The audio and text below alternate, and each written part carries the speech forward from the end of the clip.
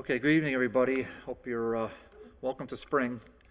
And I promise you that better days are coming. I'm sure. Actually, the forecast for tomorrow is Brian Lapis says it's going to be sunny all day. So there you go, whatever that means.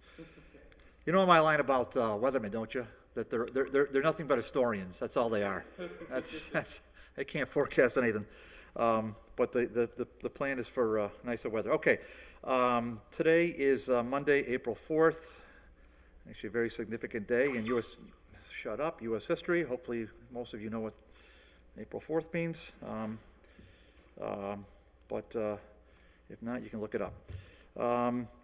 Okay, so this is Development Governmental Relations Subcommittee of City Council. With me is Councilor Nelson Roman, Councilor Mike Sullivan, Councilor Josie Valentin, and so we got a pretty full agenda right now, and joining us is Councilor Joe McGivern.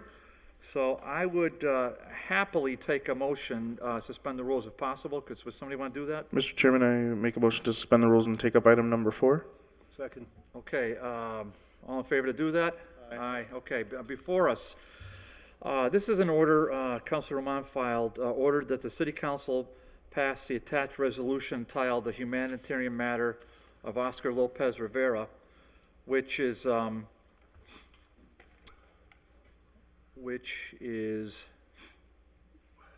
right in front of me. But let's see if it's over here. It is. Way to go, Ryan. Good job. Joining us is Councilor Pete Tallman. Councilor Tallman, and let me see, Councilor McGivern. Here's a agenda. I got mine. Councilor Tallman, you got it? Okay. So there's a lot of whereases here. So we'll kind of Abbreviated reading. Yeah, abbreviated reading if you don't mind. Okay, so Mr. Rivera, this is a resolution before us that's proposed by Councilor Roman, and I'm just going to give a very abbreviated reading of this. That Mr. Rivera, 72 years old, has been in prison for a long time, 33 years. He is a native of San Sebastian, Puerto Rico. He's also a decorated Vietnam War veteran, but he's in prison, and he was accused, tried, and convicted of a certain offense. And so let's see. So, but whereas all the Latino Holyoke City Councilors publicly support the release, whereas a growing number of public figures and organizations is convening and mobilizing, calling for the release of Mr. Rivera, be it therefore resolved, the City of Holyoke urges the President of the United States to exercise his constitutional power to grant immediate and unconditional release of Oscar Lopez Rivera. So that's before us right now, and with us on this committee is Councilor Roman. And Councilor, why don't you sort of tell us how you kind of envision this going, and then we can proceed from there.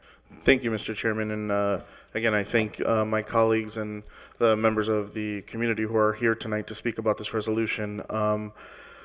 I think, again, as a new Holyoke City Councilor, the big question that I've gotten across the room, across the board from everyone is, why this, Nelson? Why does this matter to the residents and constituents of the city of Holyoke, and this Puerto Rican and Latino community that's vibrant and close to 50% of our city's population?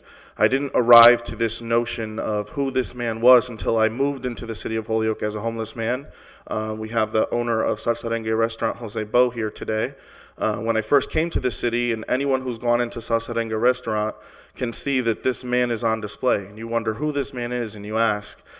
Being here for close to the last 5 or 6 years, I've come to learn who Oscar Lopez is, and to the Puerto Rican and Latino community of Holyoke, he's the equivalent of our Nelson Mandela. So to me, this matter is a local issue and affects and impacts the daily lives of the Puerto Rican Latino community here in the city of Holyoke, and it is because of them that I filed this resolution. I'm not here to grandstand or take credit or draw any of those attentions, but it's amazing people like Jose Bo or everyday people. You literally go on Main Street, Mr. Chairman, one Main Street in the corner, there's graffitied, and we don't know who didn't. I didn't do it. I don't want to take that credit. Local youth have spray painted Free Oscar Lopez. To a young, budding community, this is an important issue. Oscar, again, just to clarify some points, was never went to trial, never convicted, but is arrested under the guise of seditious conspiracy. And again, I'm a history nut myself. Seditious conspiracy was created during the Civil War for any individual who was trying to secede from the North to the South. It was then not used during reconciliation. Anyone accused of seditious conspiracy was then reconciled back with the North. It wasn't used again, that charge, until 1937 with Pedro Albizu Campos, who was a Puerto Rican nationalist and independent. Seditious conspiracy has only been systematically used in the U.S. to target Puerto Ricans who want freedom for Puerto Rico. Where we stand today is the fact that, yes, Oscar Lopez has now been in jail longer than Nelson Mandela or any convicted political prisoner, and he's here in the U.S. To our local Puerto Rican community, Latino community, who's here today to speak as well, this matters to them, and that's why I filed this resolution. Everyone's like, yes, we should not get involved in national matters. To some extent, I agree with that. I wholeheartedly hear that argument. But to the local community here, whether you're Latino, whether you're Puerto Rican or not, they see this as a local issue, and this man really means a lot to them. And a week ago, and I thank my colleagues who have heard the story or have heard me share this story, his brother, Jose, was here last week and gave an awesome talk at the Holyoke Public Library as a way to educate the community on his brother. And again, with this, I'll share the fact that Jose and his brother, Oscar, did great work in Chicago, great organizing work, and started the Puerto Rican Cultural Center, which has done amazing work in Holyoke. The Puerto Rican Culture Center actually funnels and supports direct work to Puerto Rican works here in Holyoke. So there is a direct correlation. It matters to the community. And what I would like to see today, Mr. Chairman, is the hopes that we can vote to recommend to approve this and allow some of the public to speak that are interested. Okay, so just a show of hands, are there any members of the public here that want to speak on this matter? Okay, I see 4 or 5. Okay, and so that's so to matters of public, to members of the public. So we don't normally let the public speak unless we suspend our rules. But generally we're inclined to suspend the rules to do that. In a minute we'll take a motion to do that. I just want to set a ground rule or two. Okay, so we're just going to speak. You're always just going to address the chair. Okay. So that's how you do it. You don't address anybody else. You speak in an even tone, okay? So we don't get emotional. We just use civil language, and then we have to keep our remarks to, as condensed as possible. I mean, sometimes when President Jourdain's here, the rule is 2 minutes. Some of us here have gone on for a lot longer than 2 minutes.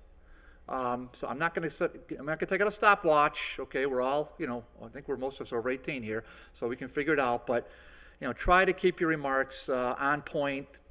A couple, 3 minutes is reasonable. 9 or 10 minutes is kind of stretching it. Okay, so with that, any members of the committee want to make a comment before we hear from the public? Okay. With that, I'll happily take a motion to suspend. Suspend the rules to allow the public to speak on this issue. On the motion? Second. All in favor? Aye. Okay, so we suspend our rules. So you just raise your hand if you want to come speak. Just give your name and address. Mr. Bowe, why don't you come up first? I didn't check the microphone, Jose. Just give it a tap, see if it's on. It's on. Okay. Test. Okay. Se escucha. Yeah, sounds good, my friend. Go ahead. The floor is yours. Okay, my name is Jose Bowe. I moved to Holyoke in 1974, and I have my children here. One of my first kid was born here in 1975, and I don't want to say too much because he already made a perfect statement about who this man is. This man is a national hero, like many of us and many of you who serve in the military. I also went to the military. I got orders to go to Vietnam, but my orders got suspended, and they sent me to Germany.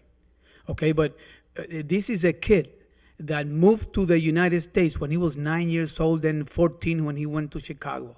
He got educated in this country. He signed up for the military in this country. Unlike me, I'll sign up in Puerto Rico, which, by the way, we have to do a lot of research in terms of how many Puerto Ricans died in the war of in the Vietnam War. And the statistics are incredibly outrageous and they're very high. And I'm sorry, I don't want to take no more than 2 minutes. I want to be brief. But this is a man that, like I say us because I am an American, and all of us are Americans.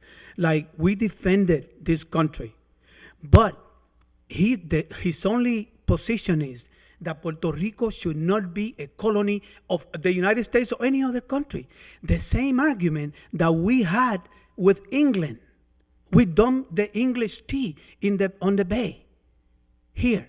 And many other colonies did not exist. And then he took that position. He never killed anybody. This is a leader in a community. He's an outstanding person, a man that should not be in jail. There's a lot of people, and I think you agree with me, that should be in jail, including some politicians. Not here. But you know that there's some politicians, even in Puerto Rico, who have done incredible bad work and poor decisions, and they've done so many things. Donald Trump saying, oh, I could shoot somebody on Main Street and I would not get arrested. You know what? I wouldn't doubt it if that would happen. But this is an innocent man and a national hero. His only crime is that, like America, we want to dump the tea. And we could be friends. But we could now they could come basically and arrest me too, because I don't think that Puerto Rico should be a colony. Now, I work for the federal government, Bureau of Engraving and Printing, the VA hospital. I graduated from the university. I went to Holyoke Community College, and I'm retired from the university. But still, I'd say, you know what I'm saying? This is a choice that people have. But he's a vet. And he's an outstanding human being, a kid who was brought up in this country like some of you, And in terms of this is not a national issue. If this guy was an Irish person, and I don't know how many of you are Irish, but I got many friends who are Irish, and they're not happy with England, the situation that they have in Ireland. Or if he was a Polish person, or if he was an Italian person, and he was in jail as an injustice, and me as a Puerto Rican person and as a human being, I will ask you the same thing. I will ask you, let these people free. But he's an innocent man, and I'm going to thank you from the bottom of my heart. And I know that there's some difficult decisions that you guys have to take. I admire your jobs. Your jobs are not easy, and I always say that when I come to speak in front of the city council. With that, I think my 2 minutes are up. Somebody's making signals, so I got to go. Thank you. Thank you. Somebody else? Just raise your hand. Okay, please. Just your name, please. Hi, my name is Marilyn Nunez. I'm a resident of 63 Brown Avenue here in Holyoke. And I just want to keep it short and sweet. As a Latina woman and as a representing the Puerto Rican community here is ask for the freedom of Oscar Lopez. I believe that he didn't do nothing wrong, just to defend what he has believed, and for the Puerto Rico. And I stand over here to ask you, Chairman, to pass the resolution of free Oscar Lopez. And I'm representing the community, the Puerto Rican community, and that's what we want. It has happened in Puerto Rico. People have fought for the freedom of Oscar Lopez. I think, I'd say what is enough of pay a sentence of something that you didn't commit a crime, just only expressing yourself what he spoke of, what he thought it was right for Puerto Rico. He's been 33 years in prison, 12 years of those he was in solitary, and which I believe his human rights, they were violating by doing that 12 years, in solitary. And what I'm asking is to free Oscar Lopez. Thank you, Mr. Nunez. Thank you.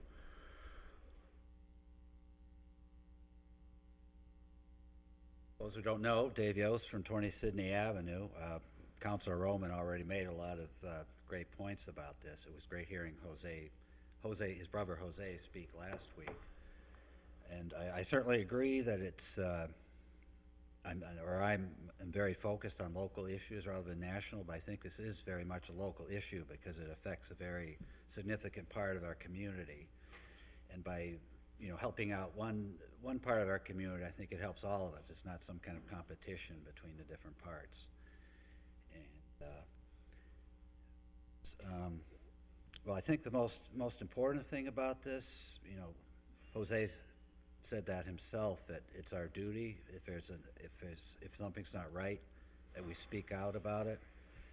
And thinking about when there's injustice, I think it's not just the few people who perpetrate it, but more importantly, it's all the rest of us normal people who just kind of accept it and don't speak out against it. So I think this is an opportunity for us to do that.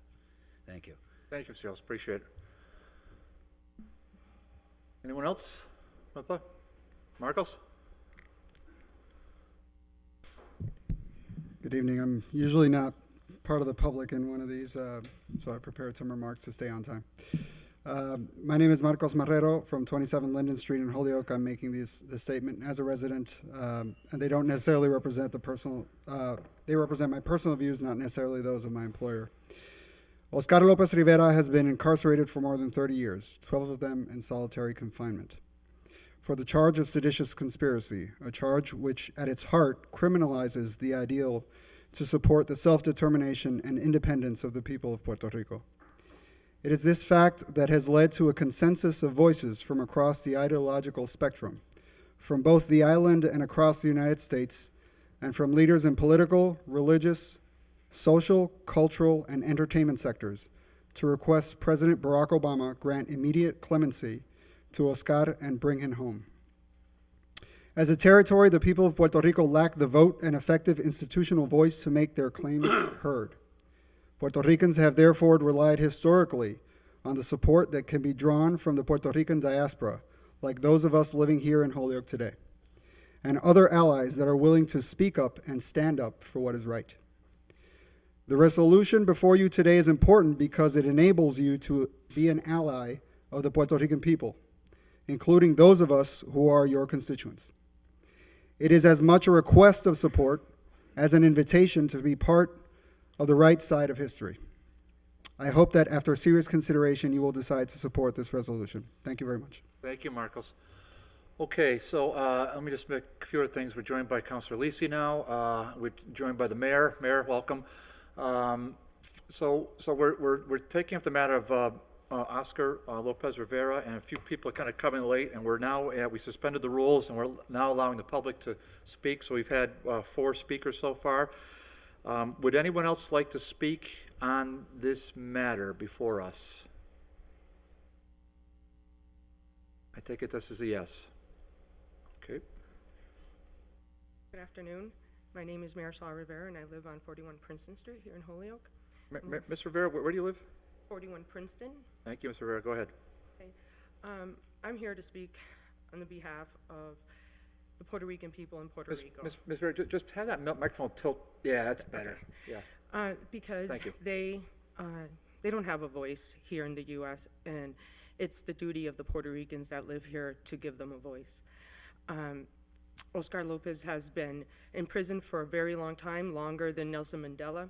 Here in the United States, we asked for South Africa to please let him, to release him, and yet we are doing the same to one of our own citizens. I want to be able to see Oscar Lopez walk out of prison and be able to talk to his family and friends and everyone that supports him, because the sad part would be that it would happen to him, would happen to our Don Pedro Albizu Campos, that he suffered a stroke in prison, and then they decided to release him because he could no longer speak. That was a very sad situation, and we are hoping and pleading that with this resolution, it just gives a strong voice to Oscar Lopez and to his family, and also within the Puerto Rican community here in Holyoke. Thank you. Okay, thank you, Mr. Rivera, appreciate that. Anyone else would like to speak? Just raise your hand. Mayor? Minutes. Thank you, Counselor. I will be I'll- less than I'll 2 give you an minutes, extra I one now, promise. if you're the mayor. I believe you would interrupt me. I have no doubt about it. Well, thank you for taking the time, and I appreciate everyone being here tonight. I had the great opportunity to meet Oscar Lopez's brother last week when he was in Holyoke, and what a great few days that was for our city to see so many people come out from different backgrounds to meet Jose and to hear his story. I want to thank Councilor Roman for helping organize that trip. I know a few other councilors, including the council president and Councilor Valentin, had greeted Jose and pledged their support for the resolution. I know some may ask why this is important for folks here in the city of Holyoke that may not feel as if Puerto Rican community here in Holyoke was directly impacted, but I think what we learned last week through the conversations and storytelling and community building is that this very much means a lot for not just the Puerto Rican community in Holyoke, but all of us that are fighting for social change in our respective communities. And it was really great to hear directly from Jose about the story of his brother and to hear directly from his mouth as to the conspiracies around the lack of violence that was alleged against Oscar Lopez. And the fact that every political party, no matter where you stand on the aisle, has now called for his release, including over 10 Nobel Peace Prize winners around the country, as Jose Lopez stated, including Desmond Tutu. And so it was very powerful to hear directly from him. And as we left the library panel last week, and some of us gathered at Salsarenga afterwards, as Jose Lopez left Salsarenga, he said, you know, once Oscar gets out, one of his first spots will be the city of Holyoke. And I thought that was a very powerful exit for him. And I think the Puerto Rican community, all of us, including myself, look forward to that day. And I just urge the council to vote in support of this resolution because it does mean a lot to the Puerto Rican community here in the city. So thank you. Okay, thanks, Mayor. Okay, we're also joined down by Rep. Vega. Rep, welcome. Okay, so I think we've gone over this a couple of times. I don't see any more hands up. Oh, yes, please.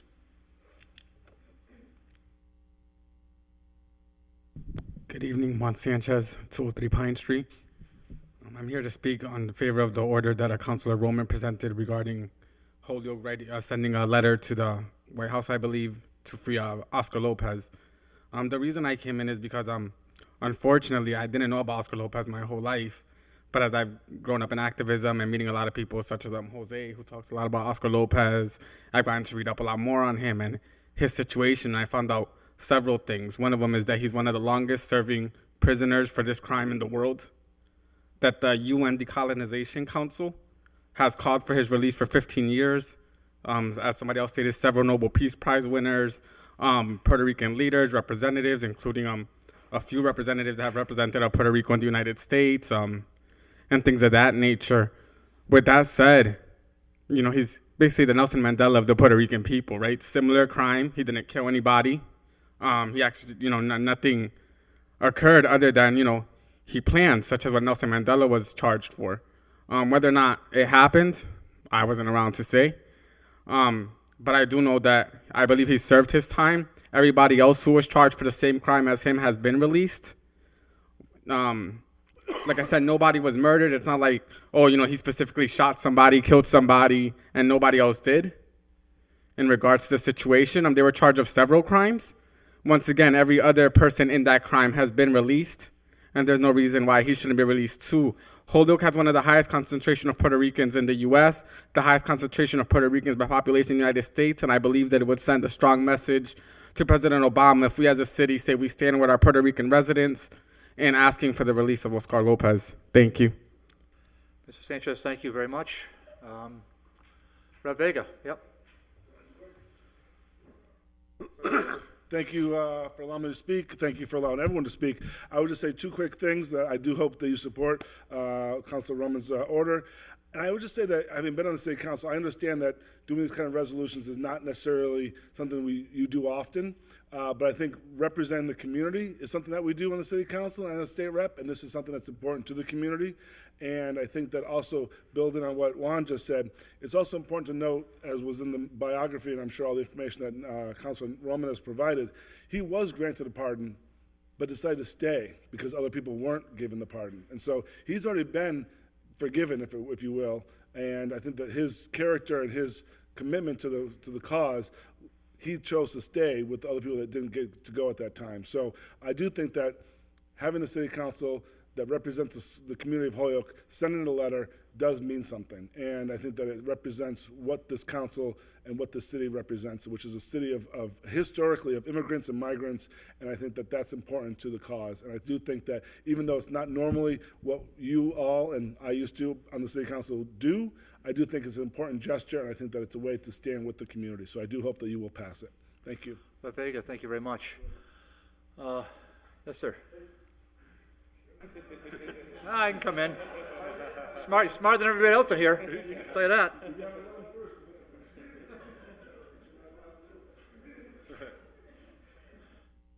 My name is Owen Broadhurst of 1328 Northampton Street. One of the most joyous days of my life was when Ojeda Rios was freed.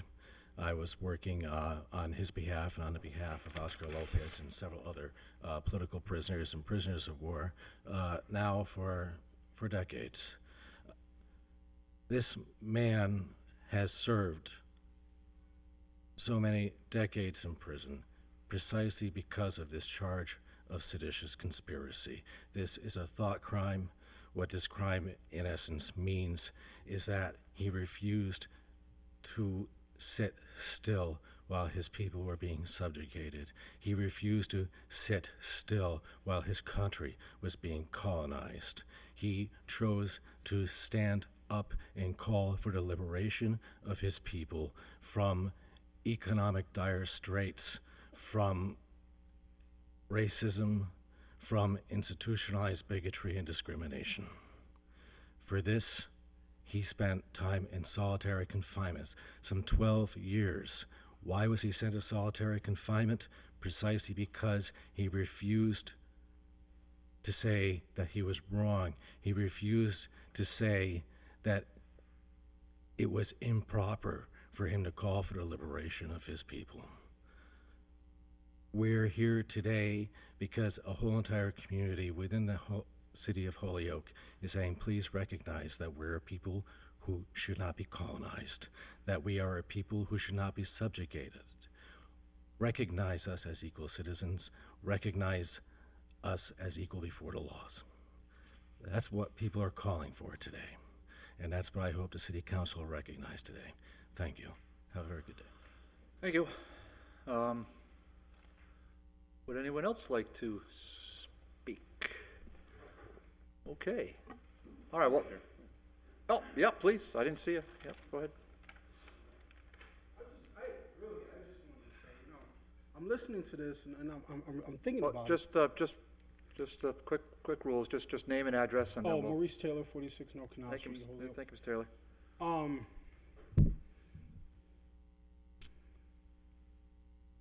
If a journalist is in prison for speaking on behalf of people, just telling a story about the oppression of others, let's say in China, the United States call them out on human rights violations. The United States want to stand and say that we should be number one in human rights violations, yet this man's in prison. And I think we need to look at that fact. I think that, you know, as a city in the United States of America, we need to be in support of releasing him. You know, at least say that's wrong. You know, so I want us to think about that. Not only that, you know, we're still feeling the effects of a war in Iraq and Afghanistan. We bomb people who we feel, you know, are supporting whatever, even though we don't have all the information and the things that we do. And yet we want to say that we're changing. We want to say that we don't believe in things like that. And I just think that in order for that to actually be true, we need to stand up and support someone's rights to be released. You know, so I just wanted to think about that. Thank you. Mr. Taylor, thank you very much. Okay. Am I missing anybody? Okay, last chance. All right.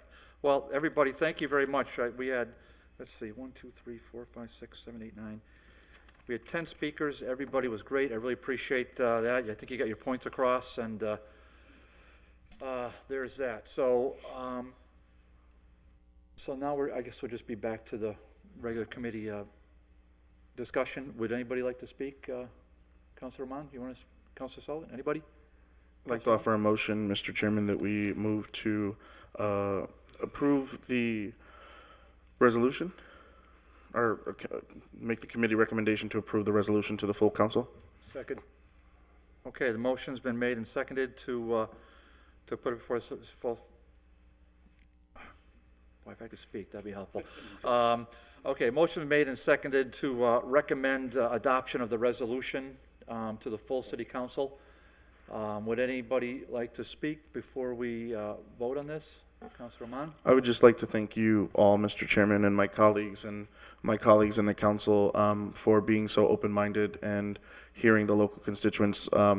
I'd have to say this process was a learning process for me as a newer councilor in connecting and really learning the great work and all the work that you all as my colleagues do. So I'd just like to thank you, and then I'd like to thank the constituents and the leaders and everyone in the city who made it out today. But I just wanted to thank you all for keeping an open mind, and thank you all as colleagues. And we're also joined by Councilor Dan Bresnahan. Councilor Lisi. Thank you. I just wanted to say that if this does pass out of committee this evening, I'd be happy to support it in the full council with my vote. I think that what we heard loud and clear today is that the Puerto Rican community in Holyoke is behind this effort, and I agree with some of the comments that State Representative Vega made regarding representation. Like, it's our duty to represent the wishes of our constituents. We heard a lot of voices speak in favor of this evening, and this is one of the tools that we have to get the voices of our constituents up through the layers of government that define our democracy and get legislation and changes passed on behalf of the wishes and desires of our constituents. So again, I'll be happy to support this in full council if it makes it out of committee this evening. And I again think that this helps our constituents bring their voice to the federal government, and we help to amplify that voice when we pass a resolution like this. Thank you. Councilor Valentin? Thank you. I also would be voting in support of this tomorrow night if the committee does move it out this evening. A lot of the points that I was going to say have been mentioned by others, so I won't repeat those, but I will stress the fact that you know, when you look at the definition of what a resolution is, it's pretty much in common layman terms, sending a message, and that message can be one of support, or it could be one of lack of interest. And I think it's important to keep that in mind because, as you've heard and you all know, almost 50% of this city is Latino, mainly Puerto Rican, and I think it's important as a body that we send a message that this is something that we support, and that even though it's not necessarily 100% connected to just Holyoke, we should also see the fact that there's many cities and towns and states that have adopted measures like this. We would not be the first, we wouldn't be the last, and it's part of the role that we have as a voice for the folks that we serve. So thank you. Hope you do support it. Oh, sorry about that. Thank you. Councilor Tallman? Yeah, I just want to state that I was very pleased to sit down with Councilor Roman a few weeks ago and understand the plight of Oscar Lopez Rivera, and really learned a lot about it. And I'm really grateful for the people here that came down to speak about Oscar and show that we are a representative government and that we should, you know, serve all people, you know, in our community. And I'm very much in support of this, and we'll be voting for this on the committee and at the full council. Thank you, Councilor Tallman. Anybody else on the committee? Okay. I think we've gone around this now a couple of times. Yeah, I don't really have anything to add myself. Other than I really appreciate the public coming down here. I thought I was right, and I did clarify. He was convicted, so there's that. You just don't get put in jail, Counselor, for no reason. So he was convicted. Mr. Lopez Vera also had his prison sentence extended because he tried to escape jail. He's also tied to a known terrorist group, but he doesn't claim whether he's in it or not. So, and people were hurt and people were killed by the terrorist group. And this happened a long time ago. But as far as I can tell, there really wasn't any evidence linking him directly to it.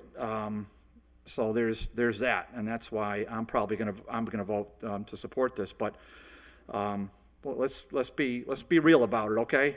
I mean, this is, I'm sure he's a wonderful gentleman, and I'm sure there's a lot of history there. And Mr. Bowe, I respect you a lot, but this is.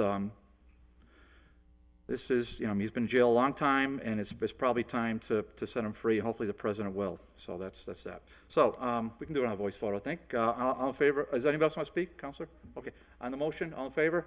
Aye. Okay, motion passes. So it's just a recommendation. I think most of you here know this, but I'll just say it out loud. All we do is recommend to the full city council. And we'll put it on. It's on tomorrow night's agenda. So. It will be there, and we'll hear from Councilor Roman tomorrow, and you do have a chance to speak tomorrow if you want at the microphone, the regular public speak time, if you want. So you're welcome to do that as always. You just have to sign up beforehand. So there's that. Okay, folks. So thanks everybody for coming down. Okay, thank you.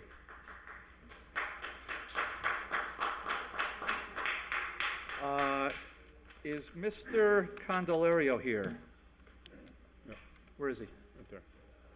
Oh, great. Okay. Okay, can I get a motion to take up, to open a public hearing, please? Motion made second to take up item number 3 and open the public hearing. Second. Okay, on the motion, all in favor? Aye. Okay. All right, thank you. Okay, hold on. 1 second, okay? Let me just get myself organized here. Okay. All right, there's that. Okay, the Development and Governmental Relations Committee will hold a public hearing April 4th for a special permit application for Jay's B&B LLC to operate a bed and breakfast at 1109 Dwight Street. And so before us is Mr. Candelario, who's the proprietor. Ryan Allen has put before us the list of abutters who were notified, and quite an extensive list of abutters who were notified.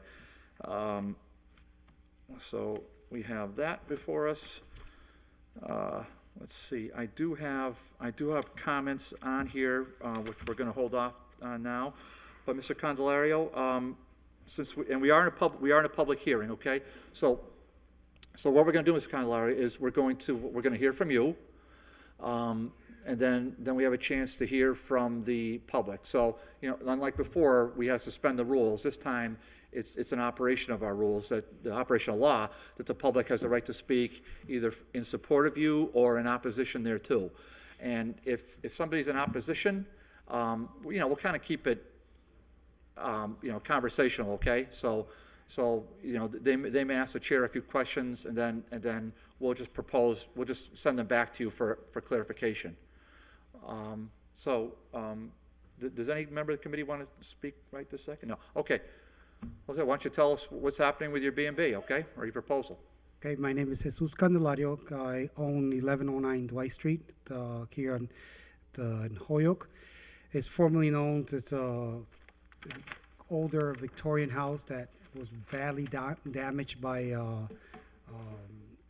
lightning, and people know it as the Judge Moriarty house, which I bought. I was in New York, relocated back to the area because I'm originally from this area. So I bought the house with the intention of turning it into a bed and breakfast. After doing my research in the area and the city, there was no bed and breakfast in the city. And When did you buy the house? Huh? When did you buy the house? 2009. Thank you. Yeah, bought the house in 2009, and it was badly damaged. That it was so bad that I heard there was consideration of just demolishing the whole entire thing. So I bought it as it was, and slowly but surely, the last 6 years, just been fixing it, repairing it. I gave Ryan Allen some pictures. I don't know if you got a chance to see the pictures Did, yes. of the Yeah, house. he emailed them out to us. Yeah. Okay, so I was not able to get pictures of what the house looked like before, which you would have been looked at and you said, what's this guy doing? He's crazy trying to do something different in here in the city. But it's a good business opportunity for the city. Also brings people in from different towns, different states, and different areas to the city of Holyoke. And a lot of people have been following our city of new things that have been happening and how the city is growing by different individuals from different parts of not only the U.S., but outside of the U.S. that are working locally but decide to be living in Holyoke due to the fact that it's a great place to live in. So anything else that you want to know? Well, yeah, so why don't you go into the details a little bit of the business? So, how many rooms are going to be for rent? How many visitors do you expect? Why don't you just kind of go into the, how do you market it, that sort of thing? One of the things, there's 5 bedrooms. I'm hopefully, can get, anywhere between a couple hundred visitors on a yearly basis plus. Because we're situated. We're situated in 91 quarter north and south, so a lot of people have to come through this area. The same thing also that where it's situated is that we're surrounded by a lot of colleges and universities and some Fortune 500 corporations. So, and also it gives me the opportunity to market to those individuals and those schools, which in the area when parents come visit or they need to do student visits, for their kids. So, Okay, so you could let up to 5. I got to do 5 up to 8 people because the house is that big. So I have 5 bedrooms. 5 bedrooms. I have 5 bedrooms, and then I can turn a living room if need to into a, like for someone to stay there if need to. But it's 5 bedrooms. Yeah, 5 bedrooms has the 4 bathrooms on it. So. Okay. Okay, so. Okay, and then how many parking spaces are? I have in the back behind my yard I got about 8 parking spaces, and also in front of the house itself, you can park there. Also, do street parking. So it's right across the street from the Holy Cross Church, right there. Okay, so you have 8 parking spaces off the street, correct? Yes, at least. Okay. Yeah, I personally wouldn't really want to see too many of your visitors parking on the street because it is used by other residents and is used by parking's in a little bit demand over there. So usually no. The only people that park in front of my house are the people that go to the church. Other than that, the whole street is empty 99% of the time. There's usually no parking on there. So. Yeah, I'm not gonna buy that, but that's okay. So I just have my opinion. That's okay. I have my opinion. All good. No all problem. good. That's what we're here for. No problem. Yeah. The only time that street is there's parking there when there's an event at the church. Usually that's the only time that you see parking there is when the mass or they have a funeral or they have a wedding or some type of reception. But the main thing is, you would encourage your guests to park off street. No, of course. But if I need to, there's parking. There's available parking there on the street if I need to ask 1 or 2 cars to park in the front if need to. So, but I have parking in my property. I have enough parking available there. If I need to create more parking, I can create another 10, 20 because my property is that big. So parking is. Oh, no really? issue. So Yes. in your back, you could create 10 more I could create spaces? as much parking as I want in the back.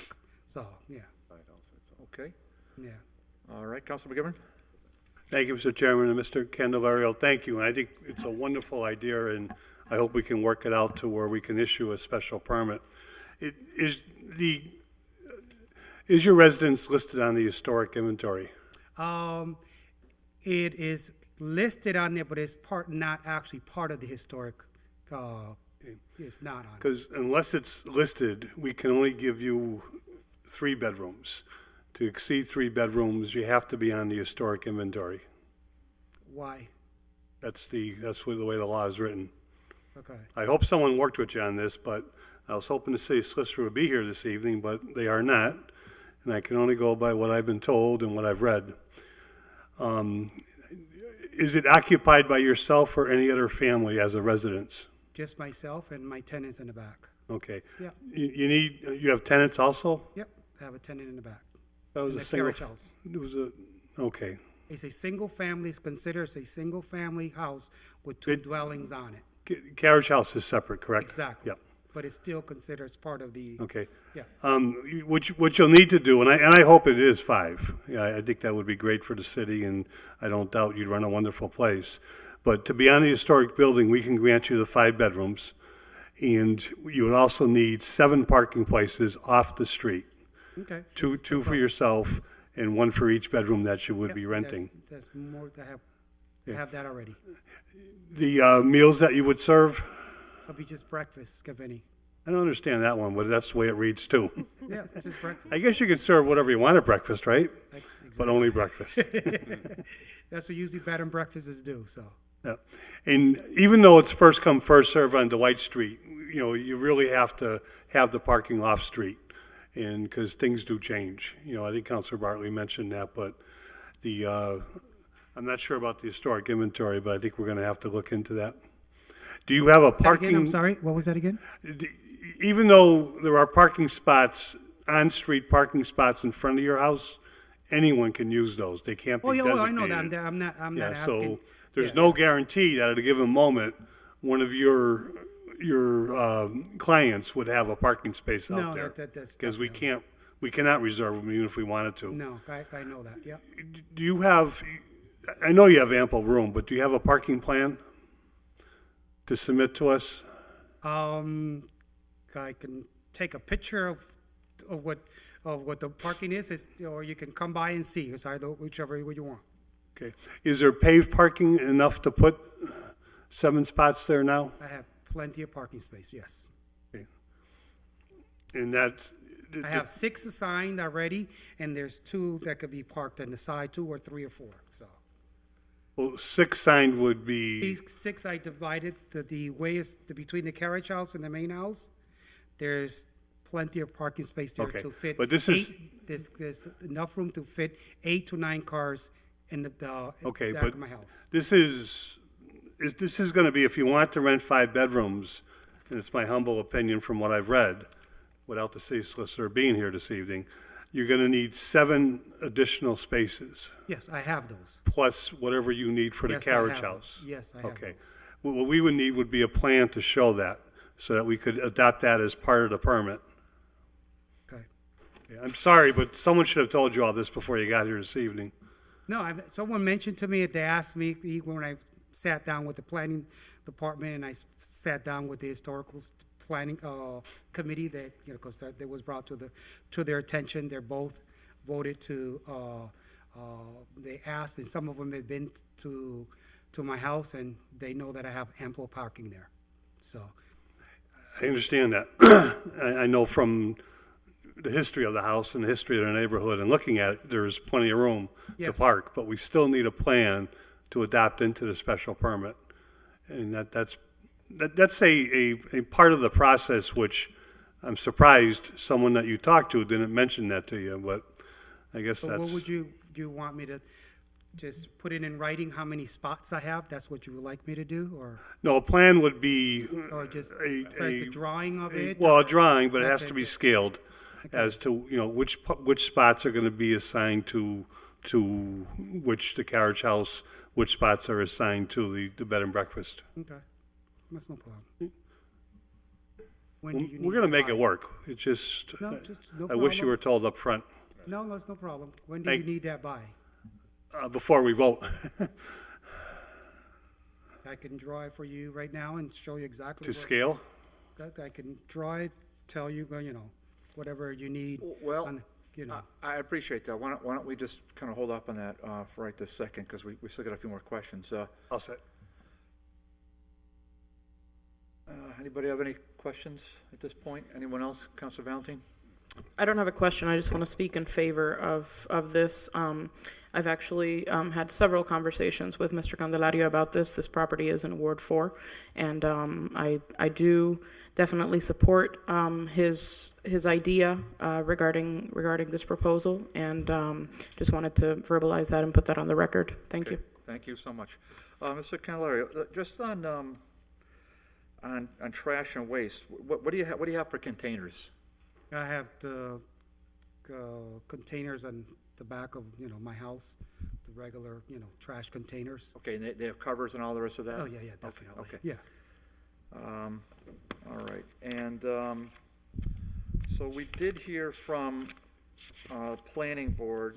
I have a letter dated March 8th. Please be advised, Planning Board discussed the matter. It says after consideration of all the information provided by applicant and his testimony presented, the board voted unanimously to recommend that this committee grant it. So, but I don't see anything else here other than a letter from the planning board. So you went before the planning board, Mr. Candelario, on March 8th? Yeah. Okay. Okay, you're not operating now, are you? No. No, okay. All right. Councilor Rahman? Yes, Mr. Candelario, I was just reviewing the pictures that we received from Ryan, and I just was wondering, from the outside, do you plan on putting on any signage to make notation of the bed and breakfast? Definitely. Yeah, okay, just Yeah. wondering. No, yeah, definitely. Once I get the final of approval of that, put on, in front of the house, put the sign, they put Jay's B&B. Yep, just as a reminder, you want to check the parameters or certain ordinances on that as well. Just wanted to point that out there. Yeah. Okay, thank you. Mr. Chair. Councilor Lacey? Thank you. I have two questions. The first is, I'm just curious what Mr. Candelario was in front of the planning board before. Why were you before the planning board? Because when I submitted my application, they said that has to go be approved to the city council because of the ordinance, and then they suggested the planning department or planning board to speak with me as to what I was going to do and how it fits the area and in the house. And after speaking with them, they like the idea and they meet the criterias and things. Mm-hmm. So then, was this like an informal meeting? Because it sounds like there was a vote taken, but I'm really unsure about where the planning board comes into this process, and that's why I'm a little bit confused. When I submitted the application, they told me that they were going to give it to, from the office, they were going to give it to the city council. City council referred it to, or someone or the committee referred it to the planning department, and from the planning, and also the historical committee, because of the houses being old, they wanted to find out more about it as well. Sure, thanks. And then to the chair, Councilor Bartley, can you just also, so it seems again that it was like an informal meeting, but usually we get a formal report from the planning department as opposed to the planning board. Usually Jeff Burkott, who's the senior planner, sends a letter saying it meets the criteria or it doesn't meet the criteria. Did we receive that letter? We did not. So the letter says that the Holy Planning Board discussed the above referenced City Council special permit request in relation to section 7.2.7.1 that calls for the review of the planning board in instances where the building is listed on the historic inventory. I see. So because it was listed on the historic inventory, then it takes this other set of visits to different city departments. That is not typical of our special permit process. Okay, Councilor Valentine? No, I'm asking a question. Oh, okay. If it's not listed on, may I, Mr. Chairman? Yeah, go ahead. If it's not listed on the historic inventory, we can grant the permit, but only for up to 3 bedrooms. If it's listed on the historic inventory, we can go up to 8 bedrooms. Okay, so it seems that it is listed on the historic inventory, which is why they went to the planning board. And if the planning board gave them approval, then we should have that threshold cleared for beyond 3. We should, up to 8. but we don't. That's not what the letter says. I'm really just trying to get some clarity as to like what documents we have before us, because it seems that the committee has documents and. This is the only document we have before us. Okay, and then additionally, the application, do we have an application before us? Did I have that an ever? application. There's no application before us. I have an application. And I'm just curious if it's the one that we passed out of ordinance committee recently, or if it looks like an older document. Because the one that we passed out of ordinance committee within the past year should help to clarify for both the applicant and us as the council, like what requirements need to be met and what requirements are kind of floating in the air. Is it the one with the checklist on it? I'm just curious. There's no, your hand, Tor. Okay. So yes, this seems to be an old application, and I think we did spend some time in ordinance within the past term trying to update this application process so that it would be really clear for both the city council and the applicant what material needed to be presented to the council so that we can make an educated decision on this type of a project. I know that we can't, it's up to the clerk what documents they're using in that office. But I think we did put a significant amount of time into those documents to help facilitate this process and make it more clear for everybody involved, clearer for everyone involved. So again, based on my understanding of the special permit process, it seems like there's a lot of gaps.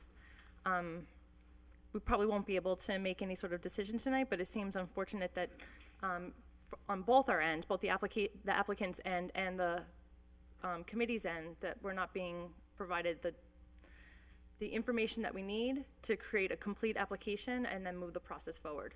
Can you tell me what's missing to your point? Tell me exactly. Sure. What you So feel that a is couple missing? of documents that we typically ask for in the process are a plan that's scaled. It doesn't have to be done by an architect or anything like that, but we do ask for a scaled plan of the property so we could see where's the parking, where's the dumpster going. Again, and then once that entire application is submitted, it would go to the planning department as opposed to the planning board. And the planning department would then review your application and give the city council a letter saying, here's all the conditions of the ordinance, they're meeting these conditions, they have to do some work on these conditions. They would do an assessment of your application because they're really the technical experts in the process, and we're lay people, we're representatives trying to represent the interests of the entire community. So we can't really look at the information that's in an application always and be able to discern how this is resonating with the ordinance and the laws that are on the books. And so that's why we have this letter coming from the planning department. And it seems also that our ordinances say that because of the historic nature of your home, there's another layer of requirements where that does call for the planning board's attention as well as the historic commission's attention. Which they did, and they addressed the points that you're asking regarding that he also asked regarding how many bedrooms and what it was, the ability for that it could have, in which stated on the paperwork that I got, the information that you got. Well, obviously you didn't get the information that that go up to 8 depending on the historical side of it, in which I met with them, and then they said it meets those criteria. So so.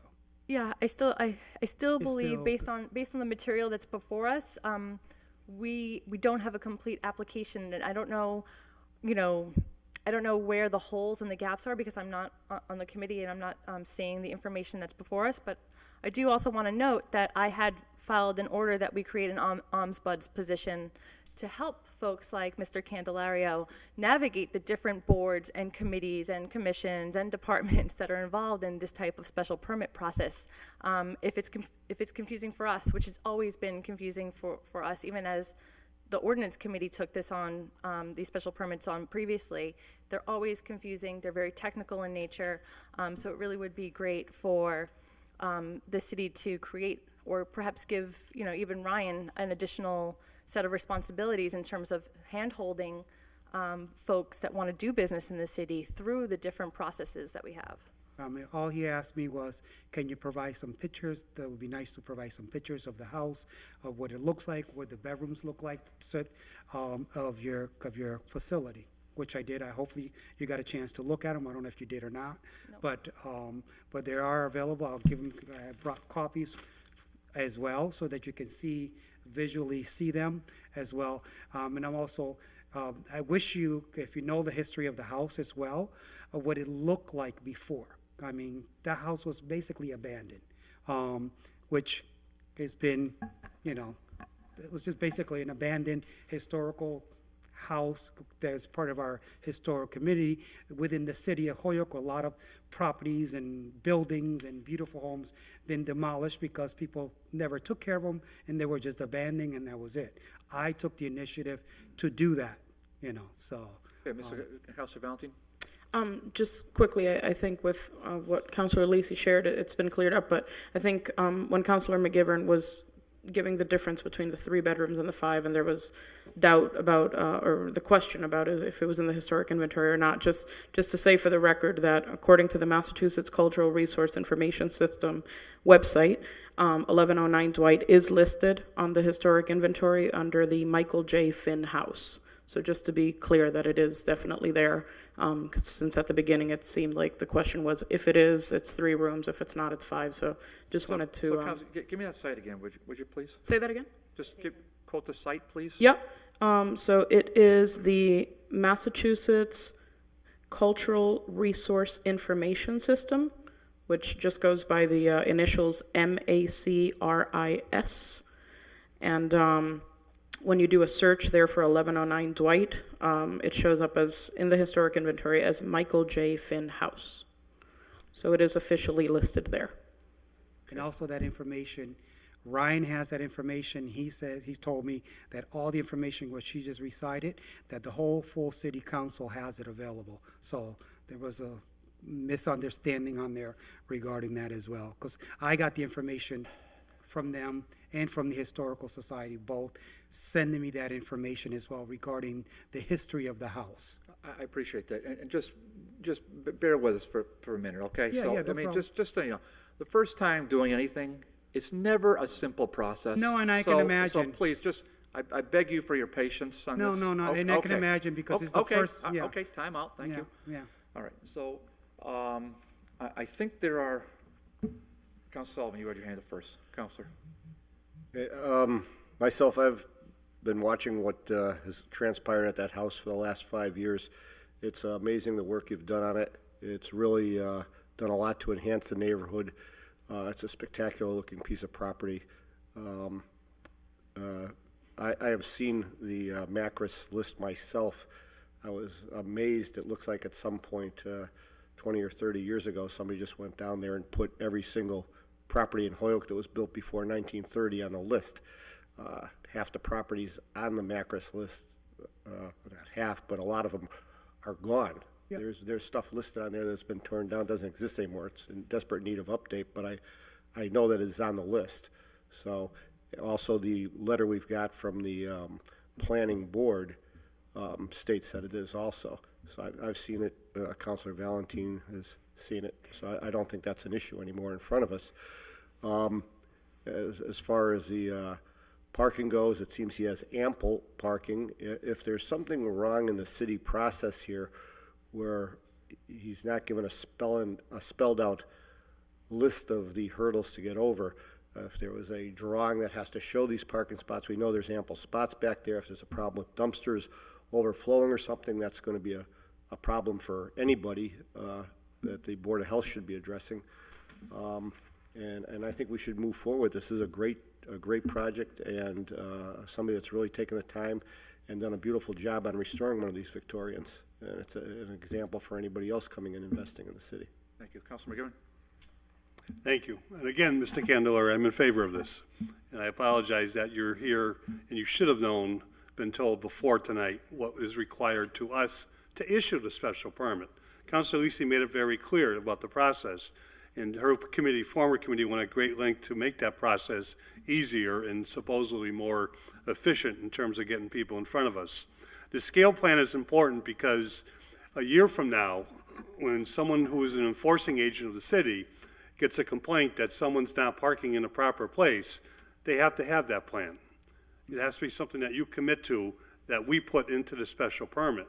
The trash containers, I don't doubt, your property is beautiful. Listen, if you, exactly, I mean, somebody would have made a complaint and said that I'm throwing trash all over, got this in front of the house or what have you, and, you know, it's, I wish you could see, I wish you could see, you know, I don't before doubt that. I don't doubt and that. afterwards, that way you're aware of what, you know, what this site looked like 7 years ago. Yeah, and then, you know, I don't go back as far as the Finn family, but I go back as far as Moriarty family. And Even then, if you see what. It's a beautiful yeah, him, believe me, and I know that. And if Okay. all those kids didn't destroy it, I'm sure it's still one of the nicer homes in the city. Did I just get a judge mad at me? But to get that special permit in place, our due diligence is to have this in writing so we can attach it to the permit. Then you're protected, the city's protected, the neighbors are protected, and there's no questions. So, It's- okay, so, And get a then- planning of the parking, that's what you need. It's to scale, doesn't have to, Okay, you don't all need right. an engineer, but No, just to okay, scale I'll down. I'll draw it out and I'll show you the size of, if you look on site, if you look at the size of the property itself, if you read up more about the property, you will understand there's ample parking space available on the property. And the only thing that people probably go out, if there's street parking available there. Nobody parks there, only when the church has an event there. That's the only time that people park in that. Or when I have guests, that I have But they don't overflow of count. that. On-street does not count, period. No, I know that, and that's what I'm saying. They can be But- used, but they don't count. Yeah, exactly. It's not like you're saying these 2 spots or 3 spots are reserved for 1109. That's not the case. And I don't doubt it's an historic building, thanks to Councilor Valentine, but we're supposed to have a letter from the Historic Commission. They do. I'm glad the planning board's doing the job for the historic. I haven't even seen the letter from the planning board yet. I mean, this is nonsense. This whole process is nonsense. Not you, Mr. Candelaria. No, because I'm This taking the city has time. got to grow up and learn how to do this. Yeah, especially when someone like myself that relocate back to here, I grew up here in this area, I grew up in the area, and it's making an investment in the city, you know, I don't want any headaches, you know, so with anybody, so. Okay, so we still, did you want to speak? Sure, go ahead.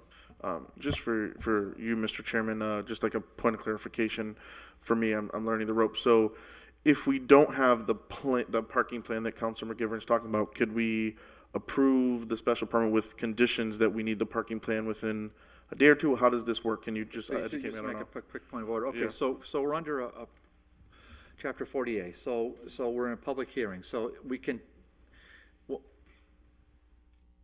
well, we could, if we move to close the public hearing, that would be the first step, then we'd have to take a vote. But if You we couldn't clo- receive. Counselor, you're not recognized. So, but if we close the public hearing, then we can no longer receive any additional information, Counselor. So it would be, you know, that would kind of shut the door as to receiving anything else that any counselor wanted. So specifically, we're talking about a parking plan, so we couldn't do that. If we did move to continue the public hearing, we do have another meeting set up for April 20th, so and we could probably fit it in at the first agenda item at that point, if necessary. But we are in a public hearing. Do any other counselors want to speak at this point? Counselor Tallman. Yeah. Thank you, Mr. Chairman. Thanks for coming down, and I'm familiar with you from being here in Holyoke and your family, and I think it's important that we recognize that and you're willing to invest Thank you. what you did in this house. But as my colleague stated, we have certain rules that we got to follow and things to do. No, that's no problem. And things should be a lot easier, I think, and you Yeah, should have been definitely. told certain things. And this would be easier for us too, because this is sort of new to us. You know, this is a big thing, bed and breakfast. I mean, if we do this one, there may be other ones down the road, and we want to make sure that we do it right. My concern is the fire department, have they been notified, and has anybody, I'm concerned about egress, concerned about people exiting, second floors if there's a fire. Has they been notified? When I first bought the house, I had the fire department come in and assess. I said, they said, you know, this house, the condition that it is in. I said, my intention is, when I bought this house, is to make it a bed and breakfast. So can you please come in and take a look at it, and what is required for that? They did, and they said you fit within the parameters of a bed and breakfast because the building size itself. It's not like what do you call it? They were saying because of the size of the house, it's smaller than a regular commercial hotel or something like that, which requires a lot more. It's a house, even though it's big, but it still do that. At the same time, I had them come in and test all the my smoke detectors and everything on that. No problem. So. Well, I think that's important too. That was a while ago. If this is going to be done, I think they have to, check that, make sure everything's up to date, up to code, and get a letter from them, because I think that's something normally we do ask for special permits. I believe is a letter from the fire department stating that everything is up to code, because I'm concerned about people staying there and the safety of the house, the bed and breakfast. And also, is there still going to be speakers? I haven't heard anything from abutters at all, so will that happen? I'll get that. Okay, no problem. Because I see a big list there. I don't see too many people here for Mr. speakers. Chairman? Counselor, yes. Thank you. Could I ask through the chair to Councilor McGivern, which ordinance are we referring to about that's stating that this would need a drawing, a scale drawing, or whatever the term is? Because it seems that when we look at, for example, and I remember when I was on this committee last term, when we had that gentleman that came for a special permit for the used cars, there was a need for that, and I remember we had a huge discussion about it then, regarding how it was going to delay the process or not, and all of that. But I just wanted to know which ordinance is it that would say that for the special permit for a bed and breakfast, this would be a requirement. If I may, Mr. Chairman? Counselor? On the used car one, have you seen that parking lot recently? Nothing's changed. It's still got all the trucks from Mr. Gutter, and all the trash and everything is still there, and I'm assuming that business is not open. But the ordinance we're talking about is section 7271. Mm-hmm. It's the bed and breakfast ordinance, which kind of spells out everything, but it spells out if you're going to have 3 bedrooms, 1 parking spot per bedroom, plus 2 if you occupy, Mr. Candelaria occupies the building for the occupants of the home itself. And that's the ordinance that spells it out. The scaled plan is a process that we use because this is a special permit process. Special permit means it's not an outright right to do this. You have to issue a special permit, and you have to tie things to that special permit. I know he has enough room. I'm in favor of this, but we need a plan to attach to the permit in order for this permit down the road, if it ever has to be, can be enforced. And that's the process that Councilor Lisi referred to, that we, over years, have fine-tuned to make sense out of it. And maybe I wasn't clear with my question. I'm sorry. I understand that is the ordinance that we are referring to in this conversation. However, what I'm looking for is where does it specifically state that we need this drawing for this process to move forward? One thing I think is a preference from the committee, and then that influencing obviously how it's recommended to the full council. But when I look at 7.271, which is what we were just talking about, I don't see any reference to a draw to scale plan. It's not in the ordinance. But that's what I'm saying. It's so the if special permit process that we've adapted ourselves. Now, you're making my argument for me, because I'm asking for something to be in writing, and you're arguing because you don't see it in writing in the ordinance. It's part of the process of issuing a special permit. Whether we agree with that process or not, it's a general process of if parking is required. Parking can be required under a number of different ordinances for different types of use in any type of building within the city. You made a good example of the used car lot. The YMCA is a good example. Sometimes we require more than just a scaled plan. But this is our process. In order for a special permit to work, we have to link the conditions to the special permit, which requires the scale plan of at least where these parking spots are going to be.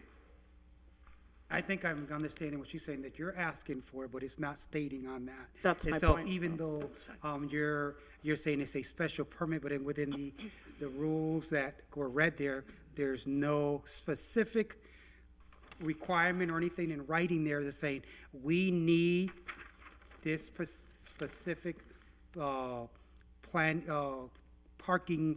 For the process for to the move process forward. to That's all. approve it, yeah. For the special permit process. That's fine. I'll leave it at that. I just wanted to be on the record that it is my understanding that That's this what I'm this understanding, shouldn't yeah. have delayed Mr. Candelario's process, and if I'm wrong, but I'm just putting it out there. He's my constituent, so I'm here looking to see how the process can be moved in his favor in a timely fashion without being penalized because of whatever reason. Thank you.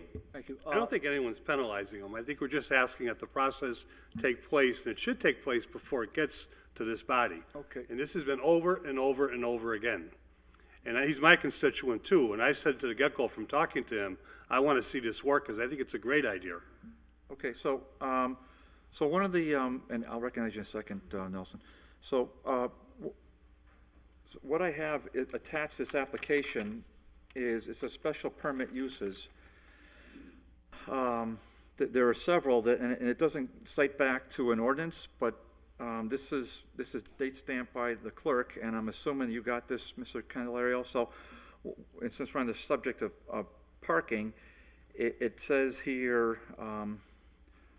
off-street parking will be screened from adjacent properties and shall not be allowed within front yard setbacks. So, in your case, you're parking in your backyard. How is it screened from the neighbors? Can the neighbors see all the cars in the backyard? Yeah, just like I can see them, their cars. So it's not. Because it's a shared driveway. It's a shared There's driveway. a condominium, they have parking to the right, and my parking is, to the other side of my property. So I see all their cars, and when I have family members come, they can see, the cars there, so. Okay. Yeah. Right, and so one of the steps in this process, and we're going to get to the public portion in a minute. I apologize to the public, but we had a discussion here. So one of your neighbors at 1137B Dwight Street says there's a condo association next door, and he kind of goes into in this email, says it seems possible that there could be as many as 13 to 15 cars between the condo owners, the B&B guests, and support staff, and they're using a shared driveway. And he says they propose a simple MOU regarding communication around shared resources as attached. So this is something that I don't really think this body can require an MOU be developed, but I'm obligated to read into the record. So this is from Edward Boltu. Edward Boquin. Bollier, Nelson, whatever. pronounce that for me. Yeah. Peculiar, yeah, something. Okay, like that. Yeah. and then also Cleary Fitzgerald. Yeah. So they're hopeful that you'll enter an MOU about the shared space you have. So. Yeah, I'm aware of that. I've been, Okay. been emailing with them. They basically want me to help them with All right. some of their expenses. Okay, so I you're don't aware of mind. that. All right. So, Counselor? Thank you, Mr. Candelario, again, and I, just like my colleagues, am in support of this. My question to you is, as the chairman has clarified for me, if we extend this public hearing, I'm just asking you as a business owner, in 18 days to then again get the documents or what my colleagues and I as a committee are requesting, will that impact your business, your start date? Because I hear and respect where Councilor Valentine's coming from, but I hear what my colleague Councilor Lisi and Councilor McGivern are saying is that we as a committee, and for me, again, being one of the newer councilors, I would like to make a very informed decision. So I think what Councilor McGivern's saying is having that layout is important. any day delay any particular day of any more delayments within this whole process, it could just delays the start opening day. So I'm asking exactly specifically, in 18 days, how much of an impact will that have on your business? Well, I haven't started. I haven't opened it up yet. So the impact will be I could make a big announcement and have a grand opening within a week or two, whatever it is. So now that sets back again, going to the 18th, waiting another 2 weeks on it, and waiting more and more on it. So the sooner you guys vote on it, the sooner you see and realize what's going to be happening to the city. And as a lot of you have mentioned that you like the idea, it's the first one in the city. No one has done that. And first question people ask me, a bed and breakfast in Holyoke? Why do you want to have a bed and breakfast in Holyoke? And then I'm kind of getting mixed messages, from different people that, you like it, but, but this, but that. So, if I have to wait, I'll wait.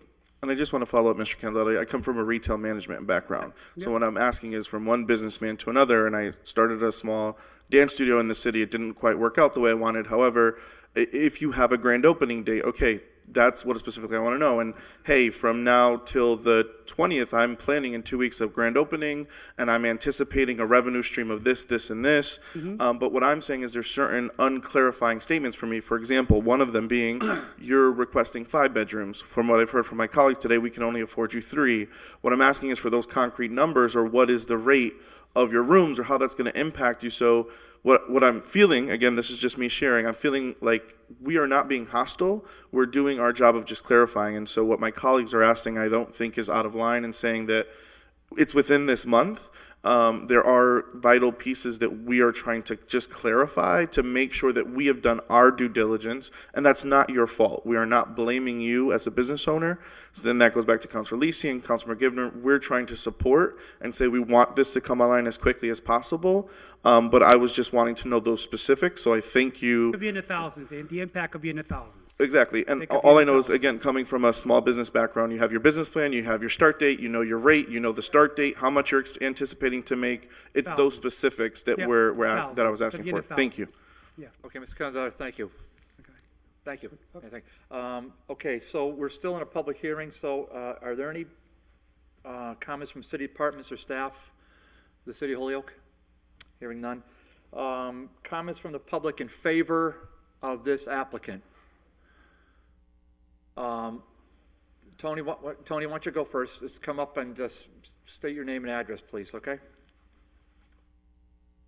Anthony Luciano. I live on 24 O'Connor Avenue. So the side of my property can see into Mr. Canalero's lot, which is actually quite large. I count the number of houses it spans on one side of the street. His lot spans 3 house lots on O'Connor.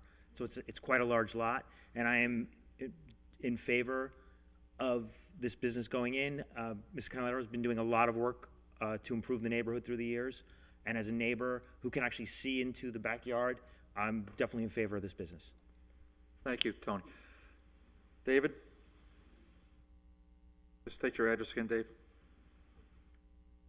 Again, Dave Yost from 20 Sydney Avenue. Just one sentence this time. I'd like to wish Mr. Candelaria good luck with his business and good luck with cutting through the red tape. Thank you. Anyone else in favor? Okay, anyone in opposition? Okay, hearing none. Okay, I think we pretty much went around this. At this point, what's the pleasure of the board? We're joined by Councilor Leahy. Councilor, welcome. What's the pleasure of the board at this point? You want motion? Oh, hold on a minute. Councilor Leahy, did you want to make a comment? Yeah, thank you. I apologize for coming in here late, but I do want to say that I support Mr. Candelario's efforts. I've been talking to him for months on this. He's, I think he's a steward for the city of Holyoke. He's energetic. He gets things done. I'm also not only speaking of my family, but my daughter Paige, who thinks he's the best salesperson going. And so I definitely want to, if I was on this board, I'd be voting for it tonight. Thank you. Okay.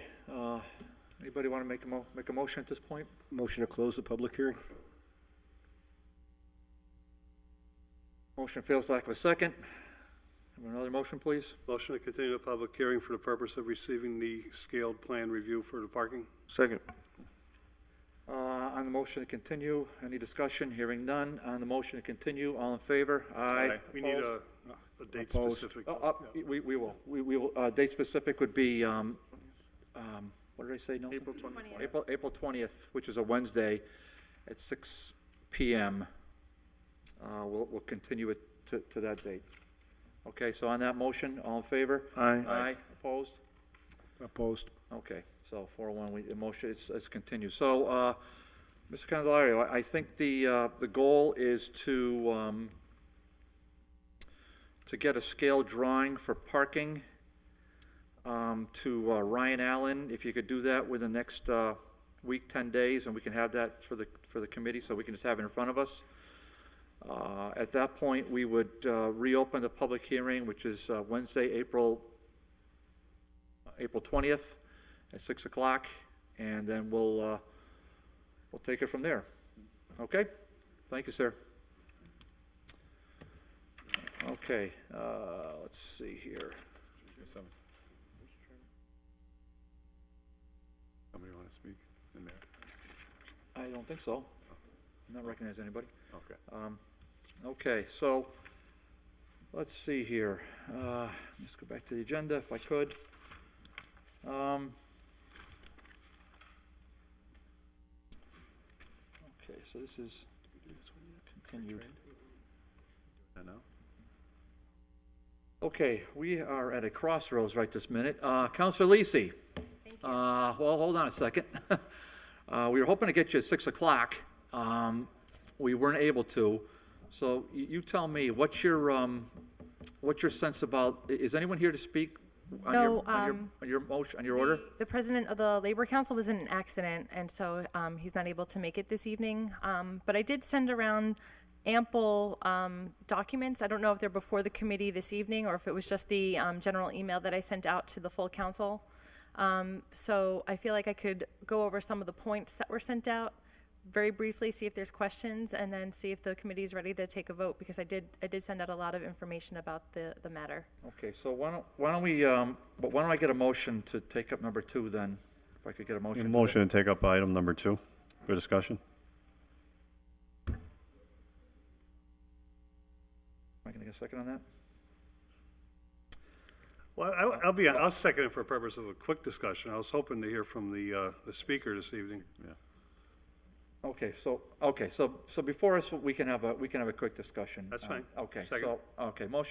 so motions to take it up, all in favor? Aye. Okay.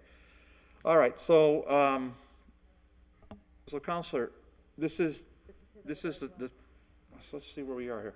We took this up on February 29th, no one appeared. We're gonna take this up on 4/4.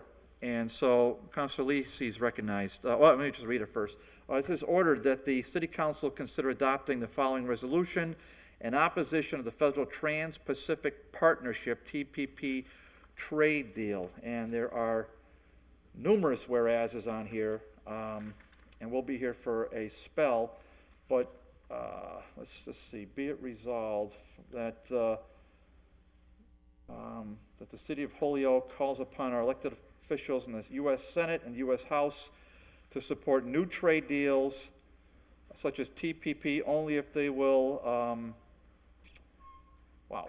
exclude investor-to-state dispute settlement, ensure countries cannot undercut U.S.-based producers, ensure that the U.S. will engage in enforcement of trade rules, including labor and environmental rules, include strong rule of origin to promote economic growth and job creation, promote high standards of protection for workplaces, put the interests of the people and the planet over the interests of private profit. And if anyone wants to read all the whereases, there's a good 15 of them on here, and they're welcome to do so. Councilor Lisi is recognized. Thank you.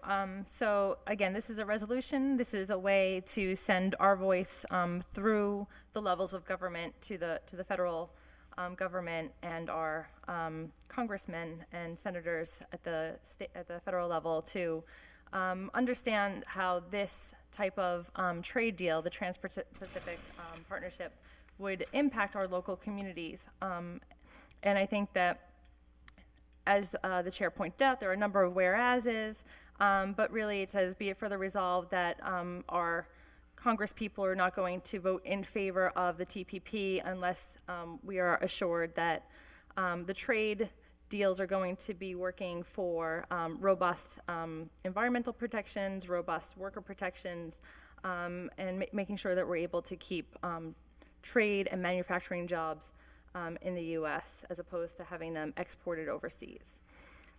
So there was a really quick glance fact sheet that went out in the package that I sent, and it says these are the 10 critical problems with the TPP.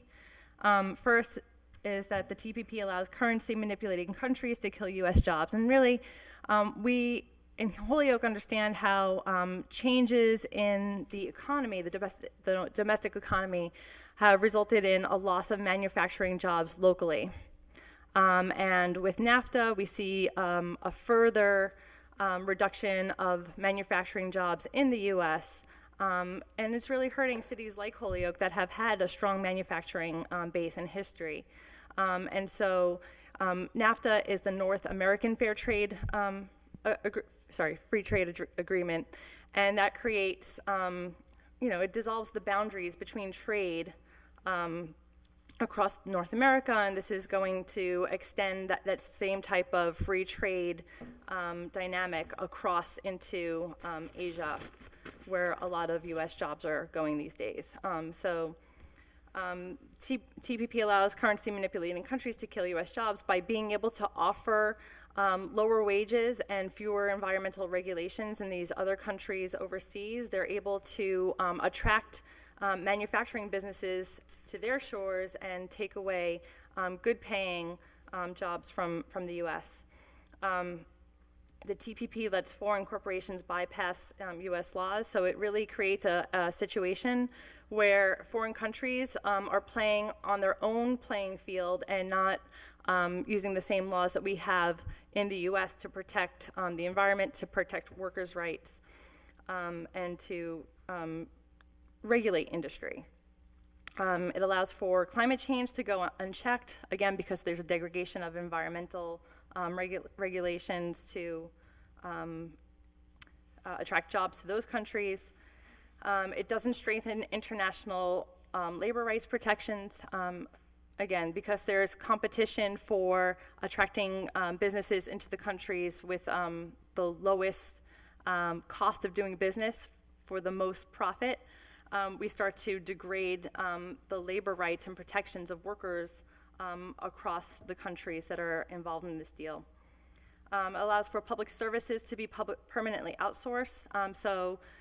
Because there's this era of contracting out public services to corporations, we might have a multinational corporation be able to offer a better price for municipal trash hauling or other municipal services. And those, I think we know that we are offering good paying jobs within city government for municipal workers, and that would be a source of labor and employment that would be lost to our residents if we were to start outsourcing some of those public services. It allows foreign state-owned enterprises to continue to undermine small businesses. I think that we all understand how competition creates, it creates pressures to perform better, but at the same time, that sort of competition requires a level playing field. And if we're pitting small US-based businesses with multinational corporations, the rules of the game are not even for both those small businesses and the multinational corporations. Those multinational corporations are going to outcompete our small businesses, and further, if they're not outsourcing the jobs, degrading the ability for US companies to create jobs because they can't compete on that playing field. The weak rules of origin benefit China and other non-TPP countries. So rules of origin are basically how you get to say, like, made in the USA. A lot of car companies, for example, have certain parts that are manufactured overseas, but can still say that they're a US-made vehicle because of the rules of origin and the percentage of parts that are made from beyond the U.S. And the TPP has weak rules of origin, so that it would allow for more and more individual products to be made overseas and still get the stamp of American made. And then relatedly, the TPP takes America out of Buy American because, again, we're creating weak rules of origin, so more and more companies can produce more and more of their product overseas and then still put that Buy American stamp on it. You're diluting the value of buying American. It gives global banks even more power. I think we're all still feeling the effects of the market crash in 2008 and the effects of big banks trading assets at the expense of Main Street businesses and U.S. workers. And then finally, it makes affordable medicine harder to find because you're going to be, what do I want to say?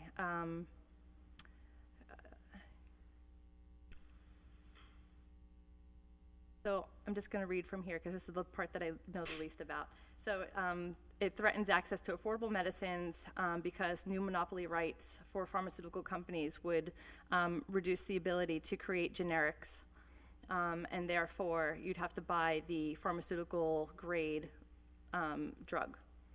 So these are the 10 main points for why the TPP is going to be bad for the U.S. And again, I want to reiterate that I think that given Holyoke's strong manufacturing base and the way that we do envision industry and manufacturing as part of our economic future alongside of the creative economy, I think that we should at least send a message to our U.S. congressmen and senators saying that this type of a deal would be bad for the city of Holyoke.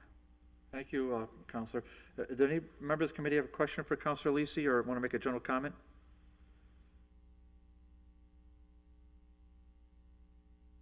Councilor McGivern? Thank you. Many years ago, I worked in the apparel industry in Knowlton, as both councilors with us this evening have talked about Holyoke losing its manufacturing base.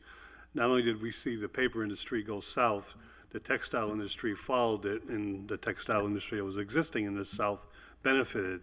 But the Pioneer Valley lost the apparel industry. And in the 80s, the apparel industry on the East Coast was crying for the federal government not to allow that to go overseas.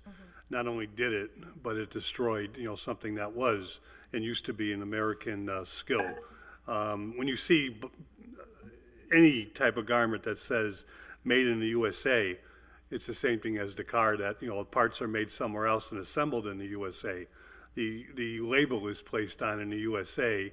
The last stitch is done probably in either off of one of the islands in the Caribbean, but the garment itself was put together in China, maybe Japan.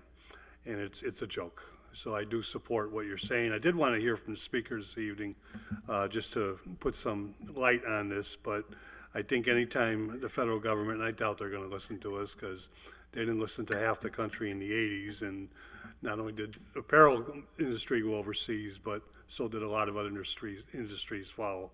And it's a shame because it's destroyed what this country was about. Councilor Sullivan?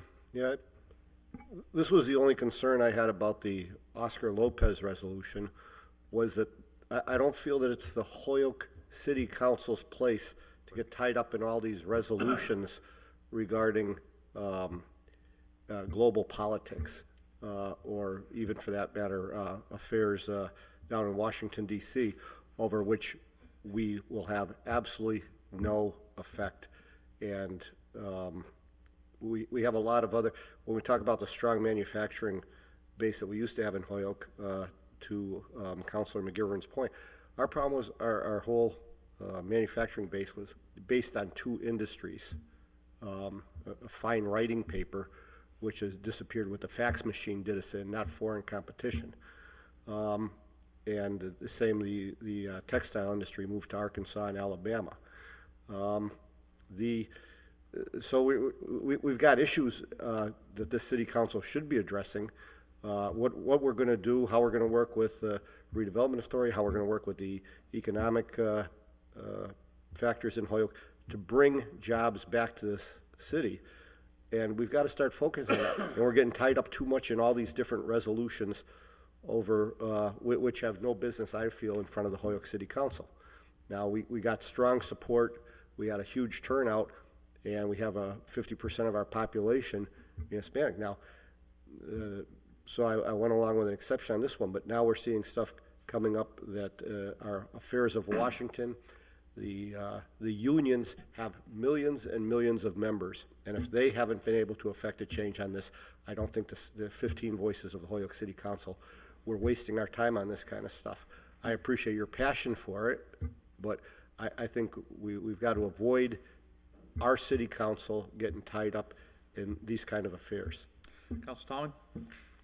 Just briefly, thank you for the information tonight on this, and I think anything that comes, any council that files something is important. Anything that we have to discuss and represent and send on to Washington is something that, you know, we should take a stand on, and whether it does anything or not affects, you know, but we're sending a message, and that's part of our job, I believe. So I'm very much in support of this. Anyone else want to speak? Okay, what's the body's pleasure? You want to make a motion, or gotta make a motion? A motion to accept the resolution and send it. Second. Okay, we have a motion to recommend to the full city council that the resolution be adopted by the city of Holyoke. Under discussion, does anyone want to make another comment? Yeah, I'll just make a comment. I'm kind of of two minds on this one. So, but you know, I kind of come down if you know, if somebody wants to file an order, you know, they're absolutely right. I may or may not agree with how effective it's going to be, but if somebody wants to file an order, and hopefully it'll help the city of Holyoke, but at a minimum doesn't hurt the city of Holyoke, which I don't see how this is going to do either, frankly. But if, you know, somebody's absolutely right, so I guess I would kind of generally vote to approve it, but I just don't see it hurting Holyoke, so that's me. So, Councilor Roman? Yes, thank you, Mr. Chairman, and thank you, Councilor Lisi, for filing this, and to my esteemed colleague, Councilor Sullivan, where I agree, whether it's federal or state, the council unanimously last meeting approved a resolution to tell Governor Charlie Baker that we don't want to lift the cap on charter schools in the city of Holyoke. So sometimes this body is charged by the voters to do that, and we did that unanimously without any debate, discussion, or anyone saying we should not get involved in the state political matters of the day. And let's face it, that's another hot button issue. So sometimes these do come before us, and we are charged by our residents to do so, where I agree that it just so happens we're in this process where Councilor Lisi's been waiting on this before my Oscar resolution. So, you know, with all due respect, hers came way before mine, even before you and I got on the council. So it's gotten its due process. We've had enough time to research, and I stand in support of it, and I just wanted to state that for the record. Thank you. Thank you. Anyone else? Councilor McGivern? Just on resolutions in general, Mr. Chairman, I mean, I think they come and they go, and I think there has to be some logic to them, that there's a link towards our constituents. I appreciate Councilor Sullivan, because sometimes resolutions can just be for other purposes and not for the true purpose of the written word. I've been working on a resolution that we asked the city of Boston to find poor old Charlie on the MTA, and that they release him from the MTA because he's been writing it forever. I hear you. Yeah. Anyone else? Okay, I'll do a roll call on this one. Seems like we had a little difference of opinion. Councilor Roman? Yes. Tallman? Yes. Bartley, yes. McGivern? Yes. Sullivan? No. Okay, so we'll recommend to the full city council 401. Thank you, Councilor Lisi. Thank you all. Okay. Councilor Bartley, I just had a quick question. For the Oscar Lopez vote, was the vote unanimous? It was a voice vote. That's what I'm saying. So was it 5 yeses? I recorded a voice vote, so we didn't take a roll call on that. So the voice vote was the majority was yes. Okay, because I had constituents asking me if everyone had voted in favor of it, so. There were no nays. I didn't hear a nay. Voice vote, no nays is unanimous. Okay, that's what I was asking. Yeah, Thank you. I didn't do I didn't do a roll call on Okay, that one. thank you. Okay. So with that, let's see here. Okay, we've got 3 orders in front of us, all relative to Community Preservation Act. I don't know if it makes sense to take them all. I don't think we should take them all up at once. Councilor Roman, which order? Because you've got 2 of them, and Councilor McGee's got 1. Councilor McGee's not here. I would like to take up item number 5 and hear the presentation, Mr. Chairman, if that's okay. That's a motion? Yes. Second. Okay, so all in favor, take up item number 5? Aye. Okay. Order that the city invite the mayor, representatives from Community Preservation Coalition, the city's legal department, and local Holyoke CPA advocates to provide information about how the CPA functions and answer questions regarding the adoption of the Community Preservation Act. With that, Councilor Roman, why don't you tell us who's here? We've got a. I know Josh is here. We got a projector in front of us, so we got. Yeah, so presenting today would be Josh Knox, who's from the Community Preservation Coalition. You'll be presenting by yourself, correct, Josh? Or Stuart? Okay. Stuart, sorry. Okay, so who's gonna run this slideshow here? Stuart, can you do that from? Okay. All right, Stuart. Good to make your acquaintance. I'll read your name to the record. Oh, okay. Hold on a second. Okay, so we're building a wall. Wow, we're hearing a lot about walls right now. So it's. There could be a lot of glare here if you're not careful. We're building a wall. Okay, so what we'll do here is the committee will kind of spread out, especially me. Stuart Saganor, Executive Director of the Community Preservation Coalition, 10 Milk Street, Boston, Mass., is going to make a presentation, ably assisted by Josh Knox of the, Josh, just remind me your title again.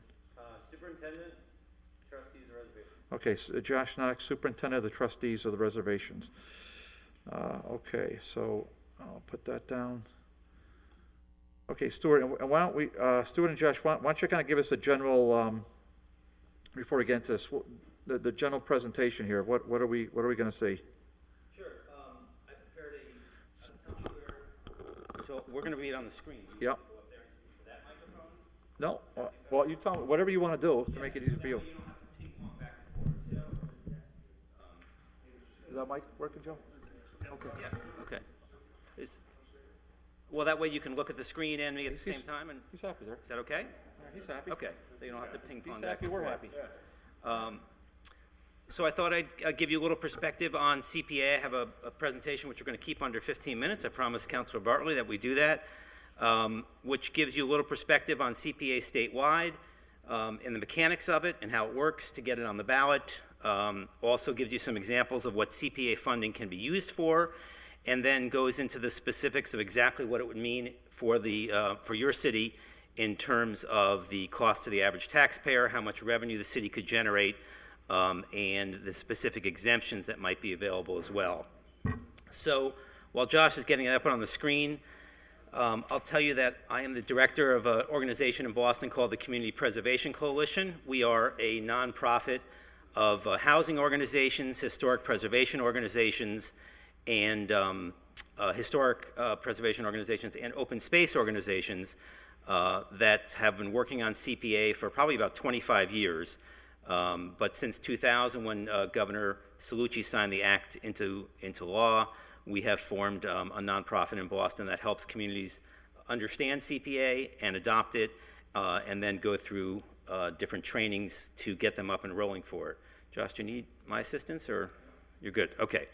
Our organization has worked with 160 different communities that have adopted the program, and we provide training like this or presentations that describe the program, and then once a community is up and running with CPA, we come back and then help the community get started with the program by training the actual committee that works on it.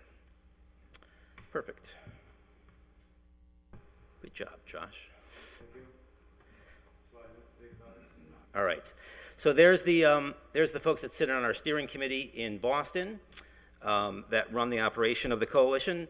As I said, Governor Cellucci signed the legislation into law in 2000, and CPA is what's called enabling legislation, which means the state created it, but nothing happens until an individual community adopts it at a ballot election. So there has to be a majority vote of the citizens of a city or town to do it.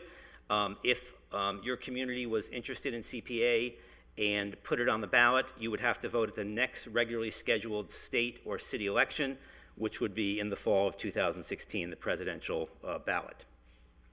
CPA basically sets up a local fund that is under the control of your community that can only be spent for 3 categories of projects: historic preservation, open space, which means conservation land, recreation, parks, playgrounds, athletic fields, community gardens, trails, and also for community housing. As I said, we have 160 communities in the state that have adopted CPA. It's about 46% of the cities and towns in the entire state. We have 3 communities that are on the ballot for this fall. South Hadley is voting next month, or maybe even later this month. The community of Oxford in Worcester County, and over there, a community of Abington, south of Boston, is also voting this spring. We have about, I would say, anywhere from 10 to 12 mix of cities and towns that are considering it for the fall. The city of Boston is also considering CPA, and the city council had a hearing very much like this one in front of their government operations committee last Tuesday. So you are 5 days behind the city of Boston in terms of reviewing the ordinance, but they're in the same exact position you are right now, reviewing an ordinance to put it on the ballot for fall 2016. So if both communities did that, you'd both be voting on CPA on the same day. CPA has been incredibly successful, definitely the most successful local option law ever in the history of the Commonwealth. These are the numbers through the end of last fiscal year, so they're almost a year old at this point. But in the historic preservation category, which is the most popular category in terms of number of projects, there's been about 8,000. Josh, is the red button the laser pointer? Okay, there's been about 8,000 total projects, so you can see about half of them have been in the historic category. In terms of open space, we're getting close to 25,000 acres of open space that's been protected. Out in this part of the state, a lot of that is farmland.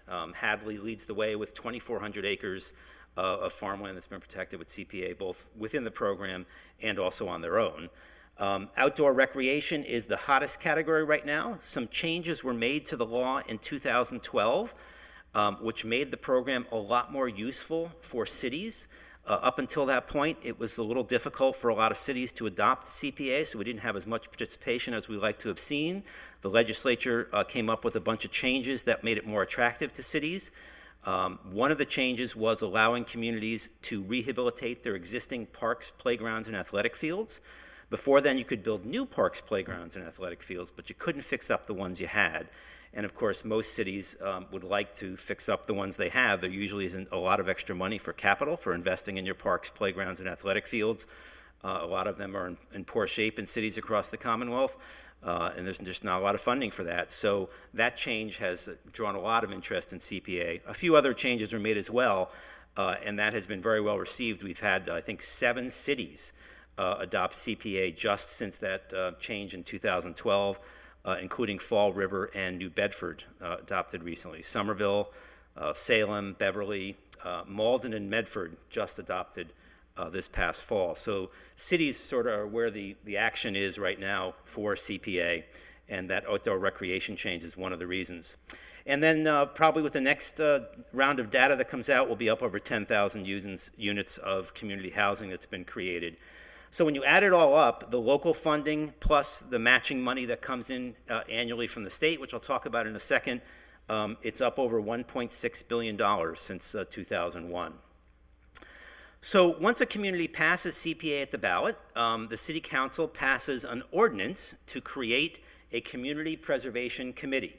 That committee can be anywhere from 5 to 9 members. The city council makes the decision on whether they want 5, 7, or 9 members.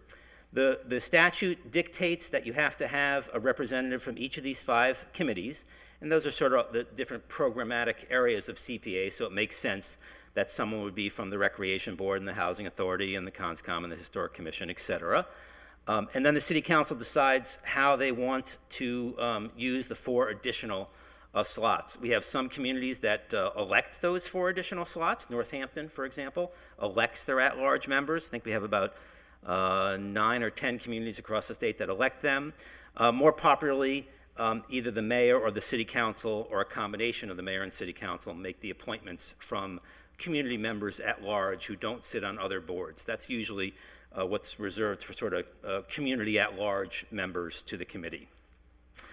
This committee, their job is to make recommendations to the city council. They can't spend a penny. They just review projects, come up with a community preservation plan, sift through all the different ideas that folks have regarding community preservation, and then make recommendations annually to the city council. Then the city council appropriates the funding just like you do the regular city budget. So they can't spend any money, they can just make recommendations to the city council. So the process works as I just described. Usually most communities use a written application process. So the actual city departments can apply to the Community Preservation Committee. The city council can put in applications for ideas they have.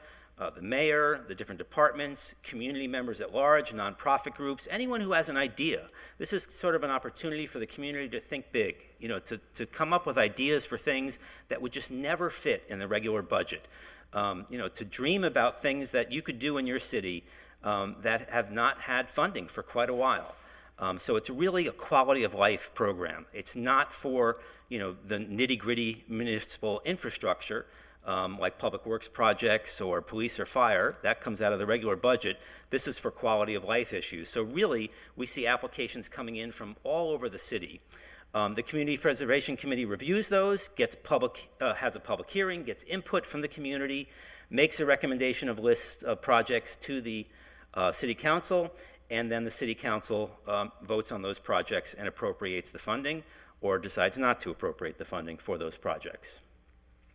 There's very little handcuffs on how you spend the money in the program.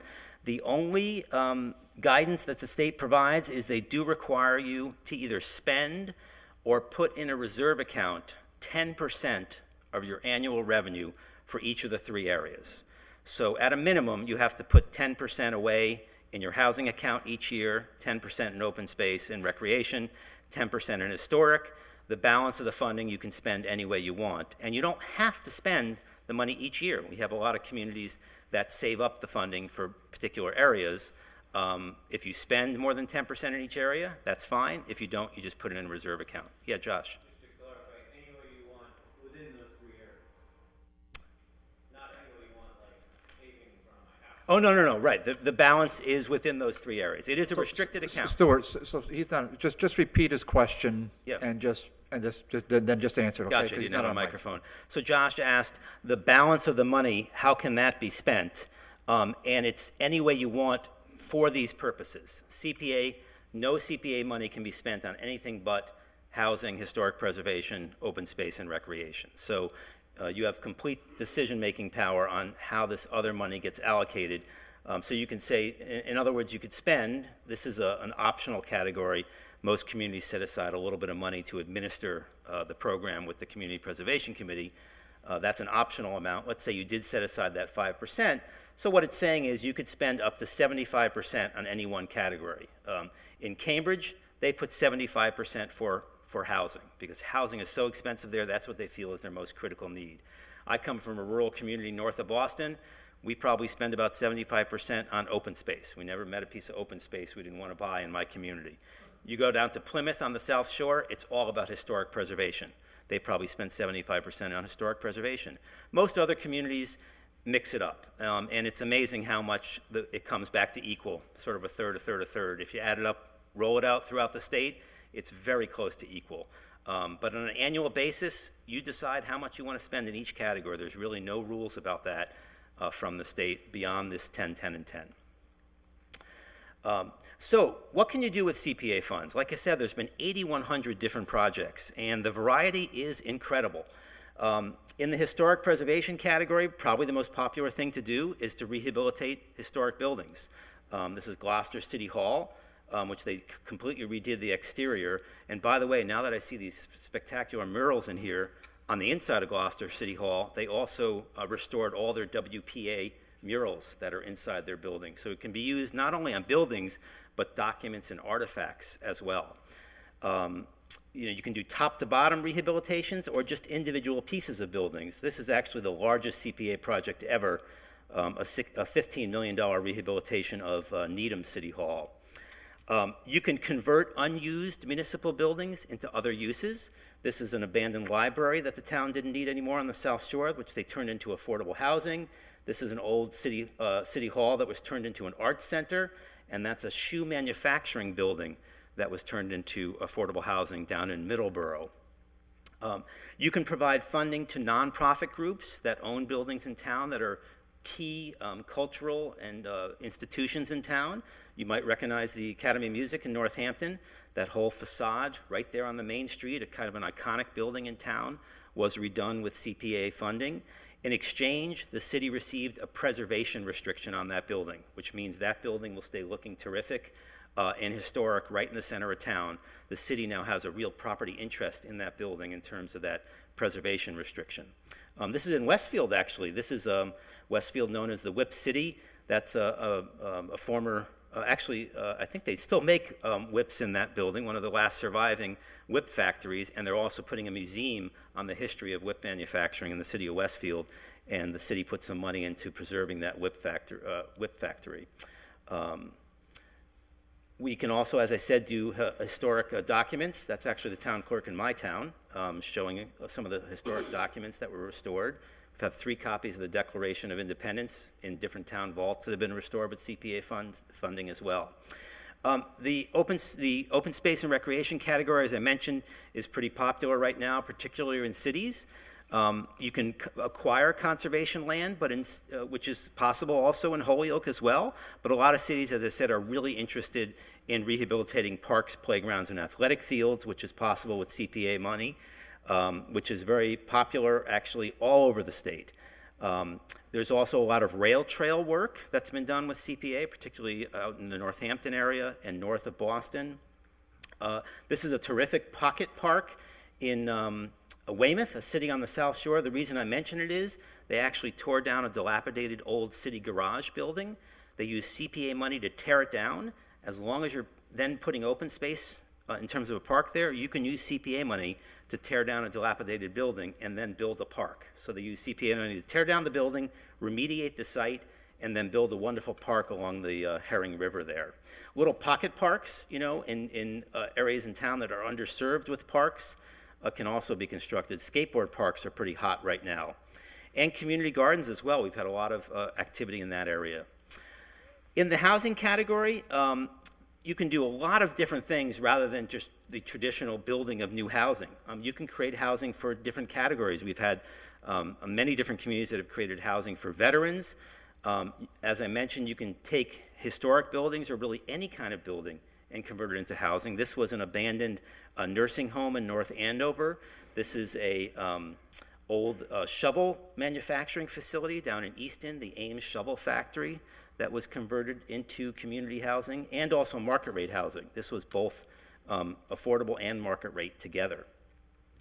Habitat for Humanity, probably 50 different communities have provided funding to Habitat to partner with the city or town to create Habitat homes. So the final part of my presentation is to talk about what it means to your city in terms of putting it on the ballot, what it would mean to the taxpayers of the city, and what kind of revenue it would bring to the city as well. So first, a little lesson on how CPA works. It is a surcharge on your property taxes. So here's a way to figure out, using an example of a 1.5% CPA surcharge. The City Council decides what level they want to put it on the ballot. I understand 1.5% is one of the things you're considering, and I'll talk about the different options on that in a second. But with a 1.5% surcharge, the way you would calculate what the average taxpayer would pay is you'd take the average assessed home value, which is $179,000. There are many exemptions you can adopt with CPA. One of the most popular is to exempt the first $100,000 of property value. That really helps folks who own houses of more modest houses. So you can exempt the first $100,000 on this particular property. The amount of this property that would be surcharged is $79,000 if you take away that first $100,000. With me so far? You have your tax rate. You multiply that times the tax rate, and that's the amount of the person's tax bill that would be subject to the 1.5% surcharge. So a lot of folks get confused. It is not 1.5% of the property's value. It's 1.5% of that person's adjusted annual property tax bill after adjusting for the exemptions.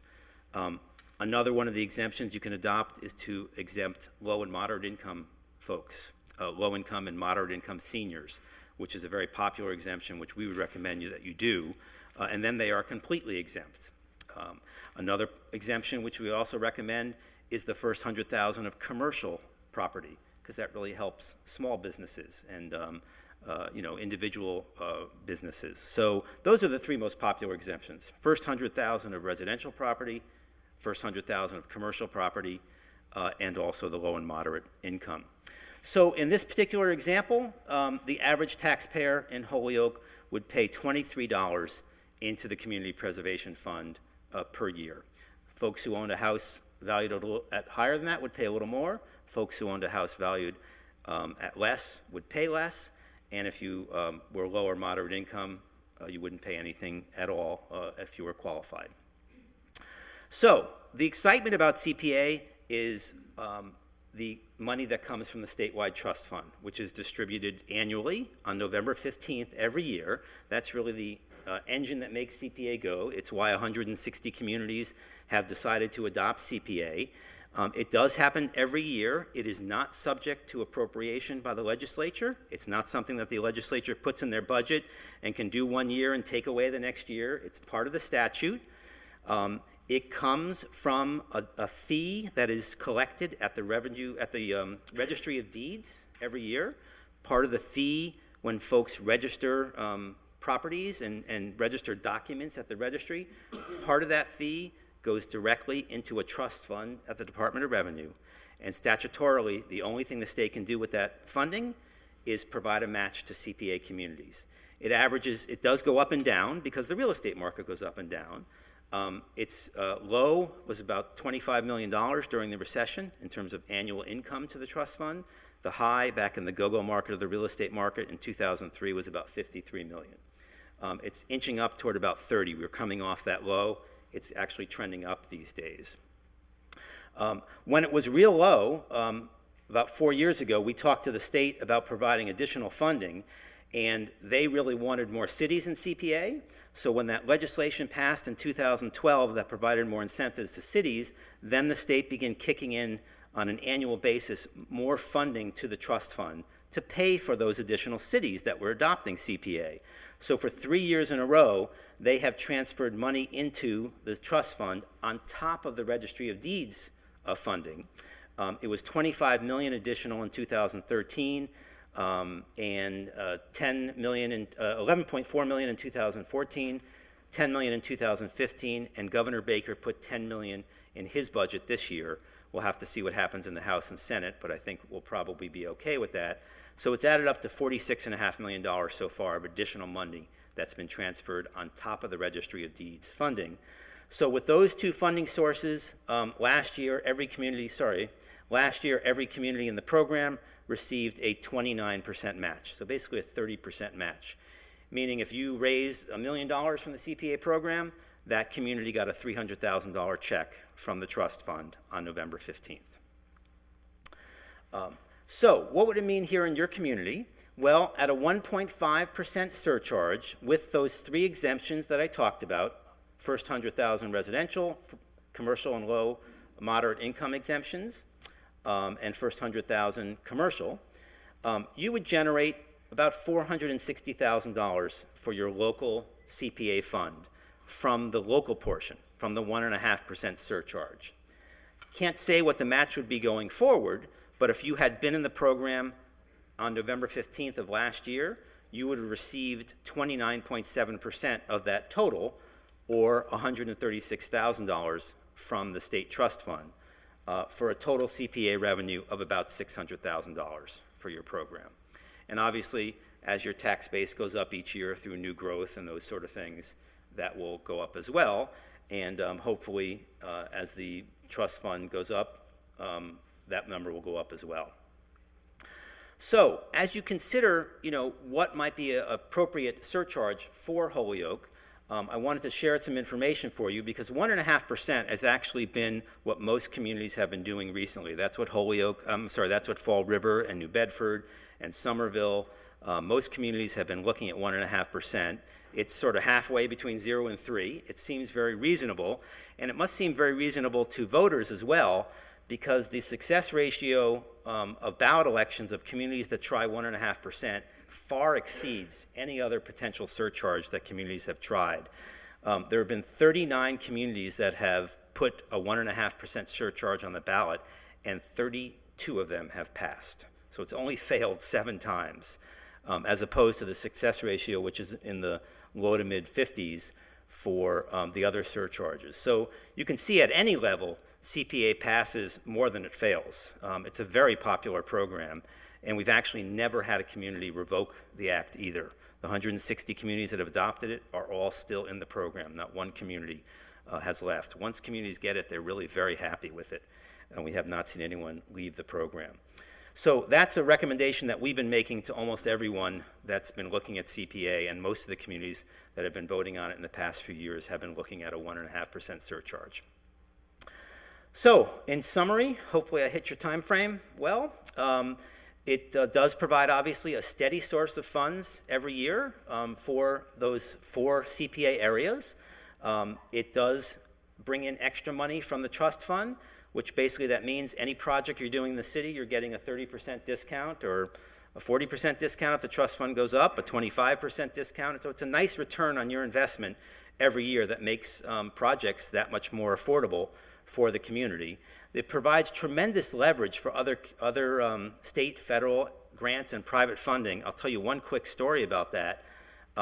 We're finding that communities that have CPA that not only get the benefit of the local surcharge revenue, they not only get that trust fund revenue, which is only paid out to CPA communities, we now find that they get a far disproportionate share of other state grant programs in those categories, the historic grant programs, the conservation and recreation grant programs.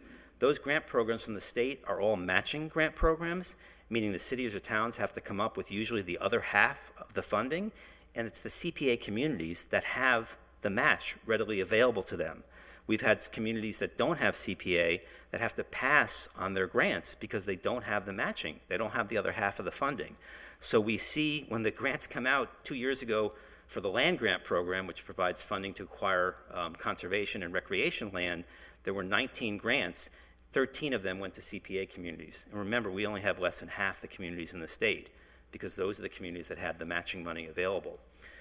So it does provide tremendous leverage for other grants and private donations as well. Obviously, that helps the city's bottom line. If you have a park to rehabilitate, you can free up money in your general budget and use CPA funding for something like that. Or working on a historic building like this spectacular building. By the way, this is the most spectacular city hall I've ever seen in my life. It's unbelievable. And I'd love to see you guys, restore the murals and all the other things in this building. Although you've been taking great care of it, it looks terrific. And is that being worked on now? That could have been a CPA project. That could have been paid for with CPA funds. And then you could have also applied for, did you get Mass Historic money for that? A grant from Mass Historic? You could have used CPA money to match the state grants as well.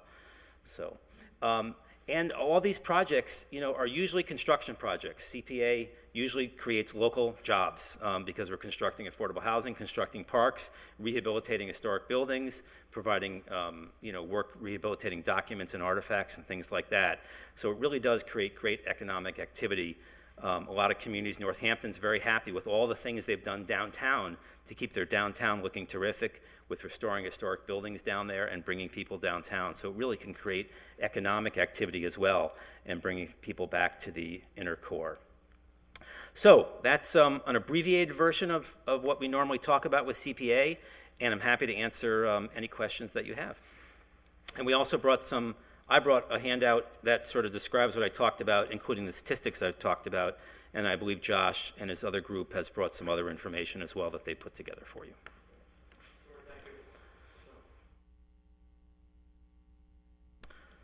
I'm going to have a seat, Counselor, in case anyone has a question. I can sit where you were sitting. And yeah, okay, great.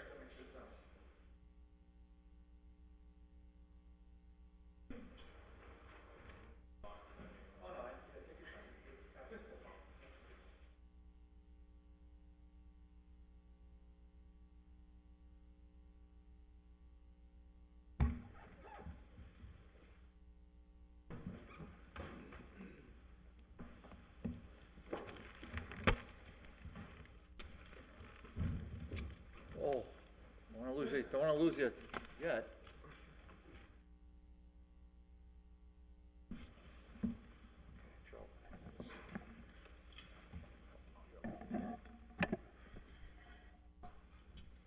Josh, take your time. If you want a hand.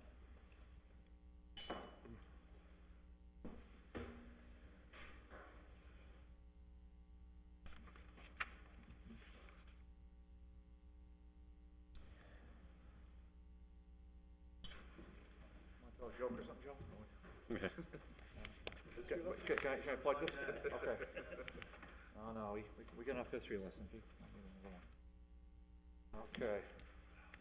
Okay, all right. Oh, now I feel better. All right. You can sense the power, Stuart, can't you? Can't you sense it? Okay, glasses. Councilor Valentin's in charge of my glasses. All right, so... Okay, Stuart, first of all, thank you for taking the ride out. I appreciate it. I think the whole body here appreciates it. It was one heck of a ride, I have to tell you. Yeah. All right, listen, I don't want to hear that for a second. You know how many times I got out of Boston, come back, so listen, if you did it once, that's good for you, but I've probably done it 3,000 times. But good for you. Thank you for coming out. Really well done. Yes, there were a bunch of cars sitting on the Josh, roofs on the side of the I've been in New England road. for a while. I think I know what snow is. We're good. All right, so okay, so that was pretty well done. I took a lot of notes. I think I get the gist of it. I know that there may be some folks from the public that want to ask a question. So Happy to do that. I think I'd rather hear from the public first instead of us, because we just kind of monopolize. So, did you want to speak? Okay, all right, so what, okay, so we got to suspend our rules first. Motion so- to suspend the Suspend the rules. rules, allow the public to speak on this issue. Second. Okay, all in favor? Aye. Okay, so we now suspend our rules. And so it's gonna be the same thing we had before. So we're not gonna monopolize the mic, right? So we're gonna address the chair, or, if you have a question for Stuart, you can do that. If you want to just make a general comment, and, take as long as you want, but don't go over 2 minutes. Oh yeah, my name is Paul Bissett. I live at 966 Main Street. I guess my biggest problem is the tax part of this. I sat in this room right before they raised the taxes in the city recently, and they talked about undervalued houses. We have a lot of houses that aren't worth $100,000, so they would all be exempt from this program. So that's a problem for me. So I don't know if that is part of the state regulation for that, or if they could just tax 100%, or if that's how the committee decides. You know what I mean? And is it possible to have a sliding scale tax, meaning per income or whatever? Okay, yeah, Stuart, did you kind of get the gist of that? Sure. So the first 100,000 exemption is optional. So you can that's the city council decision. You can put CPA on the ballot with no exemptions, in which case everyone would pay the 1.5%. Yes, so just address me, so. Yep. Yeah. You can put it on with the 1.5% with the first 100,000 residential exemption, 1.5% with the first 100,000 commercial exemption, the low and moderate income exemption, 2 out of the 3, or all 3. So it's up to you how to mix and match those exemptions. Most communities these days are using all 3 exemptions, exempting the first 100,000 of commercial and industrial property and residential, and the low and moderate income residents. What the speaker was saying is correct. If someone had a house valued at $90,000 and you adopted the first 100,000 exemption, they would pay no CPA surcharge. That is correct. If someone had a house valued at $110,000, they would pay a CPA surcharge on the tax of the $10,000 remainder. So we do have a few communities out in Western Massachusetts, because the average household value is a little less out here. We do have a few communities who adopted it without the 100,000, first 100,000 residential exemption, because of what the gentleman was saying, because the average house properties are less out here. Out in eastern Massachusetts, where the average property value is not 179, but probably 379, almost every community adopts it with the first 100,000. But even out this way, they do, because it helps the lower, the more modest homes, the more modest taxpayers in town. It sort of tips the scales in their favor. So that's why it is a popular exemption, but it is up to the city council when they place it on the ballot. When you take your vote to place it on the ballot, you're voting for the surcharge level and which of the exemptions that you would like to do. Okay, Paul, Yeah, another thing about the tax. So families of 4 under a certain amount are exempt already, right? Go ahead, Stuart. So the way of the low, if you did adopt the low and moderate income exemption, there is a chart. It uses the HUD average median income scales, the same scales that folks use to apply for other exemptions on your taxes. You might have other programs for seniors and that sort of thing. So it just uses the area-wide median income as published by HUD, and there are different values for a single person, a family of 1, family of 2, family of 3, family of 4. At the last minute, to preserve time, that was one of the slides I deleted, Councilor Bartley. I had the chart that showed the values. I do remember that for the family of 4, it was, I believe, $67,700. So if someone was under $67,700, they could be qualified to be exempt from the surcharge. And that was a family of 4. That's the area-wide median income for a family of 4. Wow, I mean, to put that on a ballot question, I mean, does all that go on a ballot question with all the various exemptions? The exemptions are listed. The ballot question the ballot question is going to set by the law. No, it's actually not. There's I thought I saw it written in the law. Yeah, it's only one. The first line: shall the city accept sections 3 to 7 of Chapter 44B, the Community Preservation Act, as approved by its legislative body. And then below that is a summary of the program written by your city solicitor. That's right. That's what I meant. Yeah, we're saying the same but the thing. summary is not. They are very similar. Most city solicitors use a summary. An example that's on Secretary Galvin's website. We have an example on our website that's very similar too. And they all do list the exemptions as well, but it's usually it's not a huge paragraph. Okay, so part of the process, it sounds to me like we'd have to do a little, there'd be a lot of education then. And we had a vote a few years ago on a charter change, and what was sent out was it was a lot. And subsequently, the charter change was roundly defeated. And I think in some measure due to the fact that the pamphlet was that thick, and there's so many things that were raised in that. So, but with a ballot question of this, perhaps the solicitor. Now, who works with it? Does the city council vote on that, or is it just the solicitor just kind of draws up the ballot? I mean, we would have input on the ballot on how that's. Be honest, I don't know the answer to that question. Do you normally see local ballot questions? We do. Yeah. Then it would follow the same procedure you normally did. So then if the city solicitor drafts them and put them in front of you, and then you vote them to put it on the ballot, then that's the way it would. It would follow the same procedure you normally have. Okay, so maybe we'd have to file a separate order as to that effect, but, okay, that's just something, I'm just thinking out And loud that here. doesn't have to be the actual text. You've got, you would vote to put it on the ballot soon, but then you have time to work on the actual text, because of course, the ballots aren't printed till the fall, so. No, I agree. You have some time Paul? to work on that.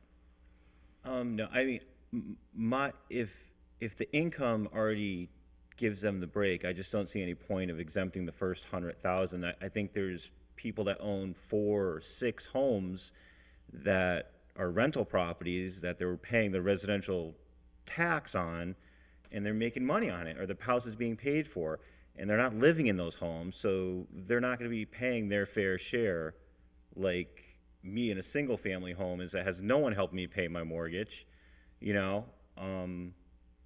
and that's my concern. I mean, I am for this program. I want all that stuff to happen. I don't think anyone is against it. It's just, our taxes just went up, and, he definitely clarified the fact that, okay, it's only going to be like $30 or whatever, and I understand it now, but I just think even in poor neighborhoods or people that aren't making as much, they should still contribute a little bit if they can, because they're going to be voting on this too. So maybe somebody over here could just run a quick calculation. So just say it was 179,000 without the exemption. Just what would that be? What would the levy be upon the homeowner at that point? Okay, so maybe just run, Josh. Maybe you can run a quick calculation on that. Okay, so let's just, that sounds about right. Yeah. But Josh, you just run that. So why don't we just hear that so we can? Okay, Paul, thank you. Thank you. Any other member of the public? You stay right there. No, stay right there. I'll get to you second. Yeah. Mr. Ferrero. I'll get to you, Dave. I promise.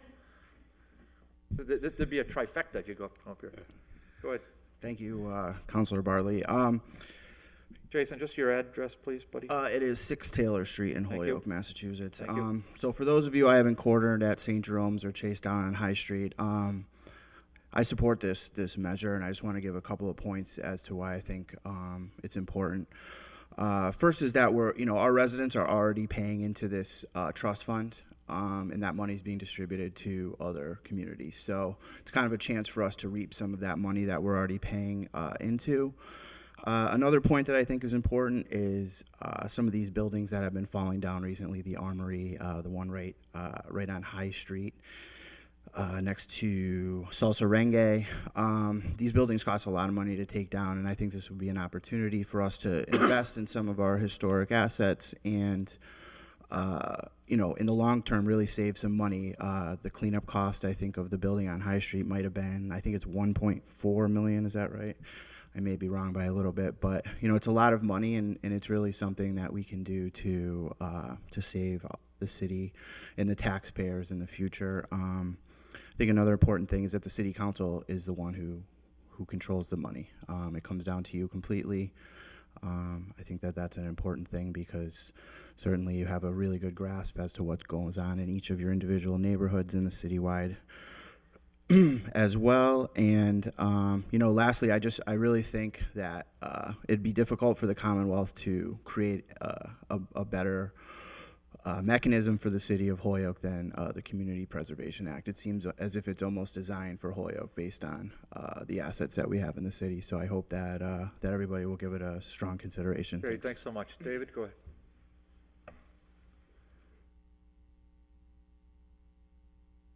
Dave Yost from 20 Sydney Avenue. Thank you for the third time.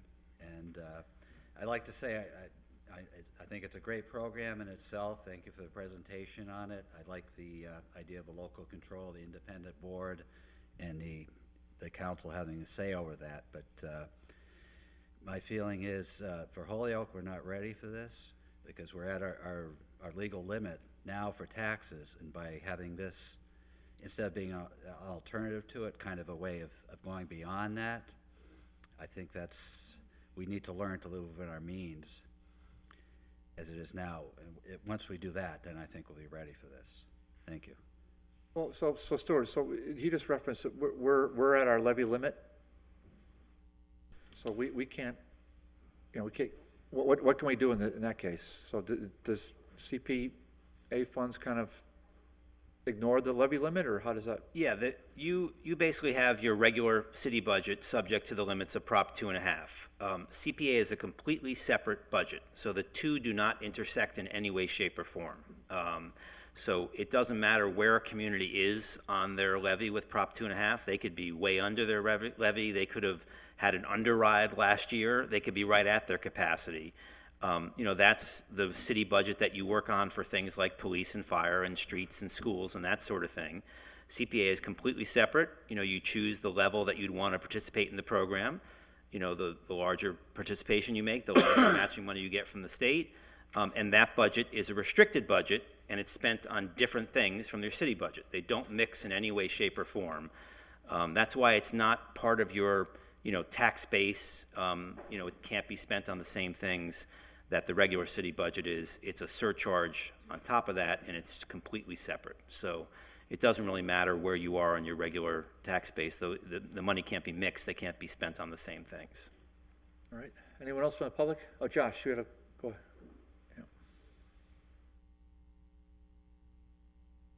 Just to respond to the query about if the first 100,000 exemption is not in place on the average home, it would be the $52 instead of $23. And then I just wanted to, Representative Vega had to leave before he was able to speak on this issue. I did give you this letter, so I won't read it in its entirety, but to mention a little bit of it, he says, I have seen the positive impact CPA has had in many of our surrounding communities. At the same time, we have all seen the deterioration of many of our historic buildings and the needs of our parks and other infrastructure that could benefit from such a program. I know you have heard some concerns from constituents, but I believe the majority of people, once they understand the program, will be in favor of adopting CPA here in our great city. Often the individual surcharge is small, and the fact that there is local control of the funds allays many concerns. With the exemptions for seniors and low-income families, CPA can be a program where everyone benefits and there is no real hardship. I know you have a few orders before you, and I hope you will find it favorable to release the ballot question at a 1.5% rate and allow the voters of Holyoke to have a voice in how we all work to preserve our history and our open space and provide housing options for our seniors, our veterans, and those most in need. So that's part of what Representative Vega wrote in his letter of support, because he wasn't able to be here today. I think one of the important points today is we're asking you to decide to recommend to the full council to put it on the ballot. And then at that point, the citizens get to decide yay or nay. So the vote in front of council is to put it on the ballot to let the democratic process function. The decisions are over the percentage and the exemptions. Those are the main. We've presented to some other boards that got confused about what exactly is being decided, but those are the two main things. And so, again, the group that I'm here with, Rosemary Arnold, Daphne Board, Jay Ferreira, and others, CPA for Holyoke, we're recommending the 1.5% for some of the reasons Stuart mentioned, and the 100,000 for residential, 100,000 commercial industrial, and the seniors and low income exemptions. And we hope that you will feel comfortable voting to recommend that to council. Thank you. Yeah, okay, just to clarify what you said, we're not, we're not limited to what you just said. We can vote to deny it being on the ballot as well. Okay, so just correct. Yeah, all right. So absolutely. Thank you. Councilor Bartley, can I just respond to the $51 thing real quickly? Yeah, Stuart, go ahead. So if you did do that, if you just had the 1.5% without the first 100,000, that would also obviously raise your revenue too. If it would be $23, the average taxpayer would go to 51, it's going to almost double your revenue. Now, while I would love to see you have more revenue available, our experience in advising communities when they put it on the ballot is that the average surcharge should be somewhere under $35 to $40, somewhere in that range. When you start getting up above $50, when folks look to us for a recommendation, we recommend that they don't go that high. So if you were looking to me for a recommendation, while I'd love to see you have the additional revenue for the city, I'm sure you could find uses for it in your parks, playgrounds, athletic fields, historic buildings, and community housing. Our recommendation would be that $51 for the average taxpayer would be too high. Thank you. Ms. Board? Hi, Daphne Board, 197 Pine Street. Sorry. Daphne Board, 197 Pine Street. As Josh mentioned, we have formed a ballot question committee, CPA for Holyoke. I am the treasurer of that committee. Rosemary Arnold over here is the chair of that committee. I just wanted to also talk about what Stuart just said about the average surcharge for the average homeowner. And you have a chart, I think, in your packet of area Western Mass communities, also with the two gateway cities. And with the exemptions and the 1.5%, we're sort of in line with West Springfield and Westfield, which have the lowest average annual surcharges for the average homeowner in Western Mass. And we're also in line with New Bedford and Fall River, the two other gateway cities, which is just another reason why we're asking respectfully for the 1.5% with the exemptions that we mentioned for low to moderate income and the first $100,000 of the property tax. Thanks. Thank you. Yep, step up to the mic, just name and address. Ken Harstein, I live at 56 Nonotuck Street.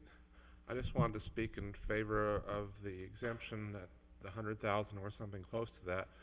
I think it's really important that we get this passed, and I think that will be a key factor in having enough people who really would like to see it happen. Also, I'm sure it can be modified next year or or in subsequent elections if we decide we want to contribute more money to this in some way or another, or play with the numbers, and people could, after they've seen what it does, they may decide they want more of it. I don't know. Okay, Ken, thanks a lot. Stuart, just on that point right there, because the way I read so what Ken was saying, in support, and then he said it can be modified in a year or two, but the way I read the legislation, I think are we locked in for a little bit of time on it, or how does that work? You are, once you adopt CPA, you cannot revoke it for 5 years. So you are making a commitment to keep the program for 5 years. As is? No. Okay. However, you can amend the program at any time. So you can change your exemptions, you can raise your surcharge. We've had, I think, 9 communities that have raised their surcharge. You can lower your surcharge. We've had, I think, 6 or 7 communities that lowered their surcharge. West Springfield adopted it, and 6 months later changed their exemptions. I think they actually did not adopt the first 100,000. Oh no, I know what it was. The first 100,000 commercial was added in 2012. That was one of the new things done to help cities, because we had a lot of rural communities that didn't have a lot of businesses. That was one of the things the cities requested. We want to help small businesses. We have a first 100,000 residential. It's always been a part of CPA. The first 100,000 commercial was just not an option for the program. So the legislature added that in 2012. West Springfield had adopted in the spring. In the summer, the legislature added that exemption. They went back to the ballot, and they added that exemption in the fall. So you can change your exemptions and change your surcharge at any time. And who can do that? Same process that you're going through right now. The city council would decide that they were interested in making a change to the program, and they would put it on the ballot. Okay, so there would have to be a vote of the public. Okay. It does have to be a vote. Councilman Gibbon? And we've had a lot of communities do that, as I mentioned, raise and lower their surcharge, but we've had a lot of communities change their exemptions along the way. Council, you have a question for Stuart on this point? The question was, it would still be a ballot process still to change any exemption or. Okay. Stuart, is the money from the state, the formula that each community raises their portion through the surcharge, is the state money a level playing formula for every community that's part of CPA? Yes and no. So there are 3 rounds of funding for CPA. Round 1 is a level percentage for everyone. So all 160 communities received 29.7% of what they raised locally last year. And so whatever the state calculates, they pay out everything in the trust fund. So last year, I think there was $25 million. Actually, no, we got the additional $10 million. So it was $35 million available in the trust fund. They pay out the majority of it on round one, and they figure out, what percentage can we give everyone in 160 communities equally to pay it all out. And last year, that was 29.7% of what they raised locally. Communities that adopt CPA at the full 3%, and we have about 70 communities that do that, make themselves eligible for additional funding in rounds 2 and 3. That is weighted. That is not a level playing field. That is weighted for communities that are smaller and less affluent. But you have to be at 3% to get into that second and third round. Almost all the communities that adopted at 3% did so early on in the program in very different economic times. I think the only 3% community that I can remember in recent history was Great Barrington, adopted at 3% a few years ago. So we don't see 3%, and we don't recommend 3%. It's just a different economic time than it was back in 2001, 2002, 2003. And in your case, I think you'd be kind of a wash in the second and third round. You're probably statewide, because you're a gateway community, you probably come out fairly well on the affluent chart. You're a little less affluent, but you're fairly large too statewide. There are a lot of communities that are much, much smaller than yours. So you'd get a benefit of being a little less affluent than the statewide average, but you'd get docked for being, larger. But the second and third round, like I said, it's only available if you go all the way to 3%, which I don't think is a realistic scenario. What percentage is Boston going for? 1%. 1? Yeah. But the property values there are much higher. So the average tax bill. Higher than Holyoke's? What's that? Really? They're a little bit higher, yes. A little bit higher. Okay, is anybody else in the public want Are to? you, is the public done? No, I don't think they're done. They haven't voted yet, by the way. I That's wanna- just one of the things they're considering. Before we get down, does anybody from the public want to address us? Good, please, yeah. Good evening. My name is Paula Ferrario. I live at 25 Morgan Street. And as Josh said before, again, you're not approving the CPA. We're just asking you to put it on the ballot. But as a citizen, I really, really want this item on the ballot, and I really would like to vote for it. And partially because I think of that as my donation money. I'm really concerned with nature, the parks, and with historical building. And I have 2 houses in Holyoke, and there's no place where I can put like $60 that would give me that much return. I just think about, I did some unusual math, but I think just to really benefit the windows for City Hall, I would have to buy 200 calendar to make the same impact that I would make by giving my $60 to CPA. So it's a tax that I would really, really like to pay. So I'm just asking you for the opportunity of us to make that decision. Thank you. Thank you. Anyone else? Ms. Board, do you want to do round 2? 30 seconds. I can say it in 30 seconds. I just wanted to mention the stained glass windows project because it's been referenced a couple of times here. And when I was speaking with Jeff Bianchini, he made it clear that we do have a first round of Mass Historic Preservation grant for the stained glass windows, but it does require a local component, which is why there is a fund to raise this money now. And if we'd had the CPA, or if we have it in the future, that would qualify as that local component. We wouldn't have to be selling calendars and scraping the money together. Thank you. Okay, so public is set. All right. So we'll just go. Back. Absolutely, Councilman McGivern, you're recognized. Absolutely. Thank you. And thank you for the members of the public and all the information that's been provided. And Stuart, by the way, that was a great presentation, and there is a lot of pluses in the CPA program. There is some unfairness, and those are my questions. So when constituents ask me, I just want to make sure I have the correct answers. Property tax is not fair, no matter how you do it, no matter where you do it. And the only taxing scheme we're allowed, because We cannot create our own taxing scheme, is what the state of Massachusetts allows us to do it. Aaron Vega ran out of here, he's a good friend of mine, because he didn't want me to ask that question. You know, the block grant money of the 80s and 90s did this, and communities got money through the federal government, through the state, and did it the right way, according to the community's needs, according to their income levels. It was adjusted in a way that made sense across the state. The city of Holyoke doesn't create poverty, we service poverty. And state tax dollars like this should recognize that. In some areas they do, in some areas they don't. If we do a surcharge, it's a tax, the only way we get it doesn't have an impact on our levy, you're correct. The only way we get around it is the ballot question, because it's the voters that are saying, it's the same as an override. They're willing to pay more money for a good program, and it is a good program. I just want to make sure that if the voters know that if they do vote in favor of this, because I think they should have the choice, what obstacles could be down the road could prevent them from getting the full value of their dollar from the state matching funds, which, as the gentleman from the first speaker said this evening, you know, is our money too, because everybody pays into it. So it's unfortunate that the state forces the surcharge, but the program is good, and it looks like you have a great handle and are running it in a way that it is positive. But I think the voters need to have, you know, the education, as Councilor Bartley said, of a lot of pros, but there are some cons. Councilor Munn?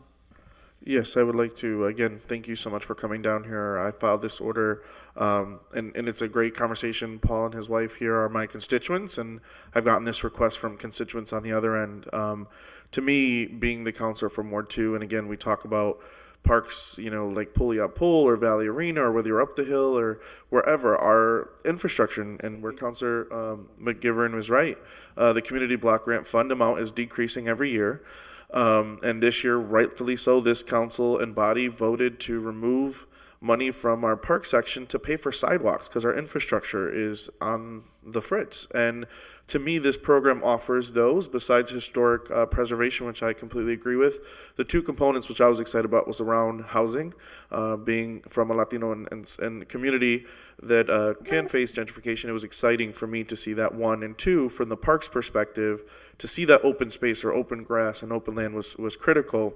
But I do have to respect my constituents. I met with the Springdale Ingleside group, and that was, and I think that this is the point I want to more ask and kind of dig into where Paul was asking was, is there an opportunity, and I think that's what Paul was asking, is any other community done a sliding scale fee where, let's say, you know, under property values under 100,000 are at a 0.5. Anything over 100,000 is a 1%, and anything over 150 is a 1.5%. I think that's what he was trying to get to. But I am in extreme support of this. I have gotten more calls in my ward from individuals and voters like Paul and others, some who are excited and others, as Councilor McGivern was saying, who had deep questions and wanted to really clarify. So if you can just answer that question for me, but I do stand in full support of this. Sure. The legislature, unfortunately, did not give that as an option. So it is, you know, I think they felt that by giving communities the option of, you know, adopting at any surcharge they wanted between 0 and 3%, that was the option they were giving you. And you also have this suite of exemptions you can adopt. I think they probably, you know, sometimes, you know, there used to be just one type of special K cereal, and now you go to the store and there are like 17 types of special K cereal. That's sort of what's happening to society now, and sometimes you give so many different options and customizations that, you know, sort of the program falls on its own weight. One of the things that I think the legislature was very sensitive to is that your city does have to implement this, so your assessors do have to, you know, there's a CPA module that they have to get from whoever does your tax billing software, and that type of thing I think would be very administratively burdensome on the assessors to figure something like that out, and it would be very confusing, and I think that probably was weighing on the legislature as to why they standardized it.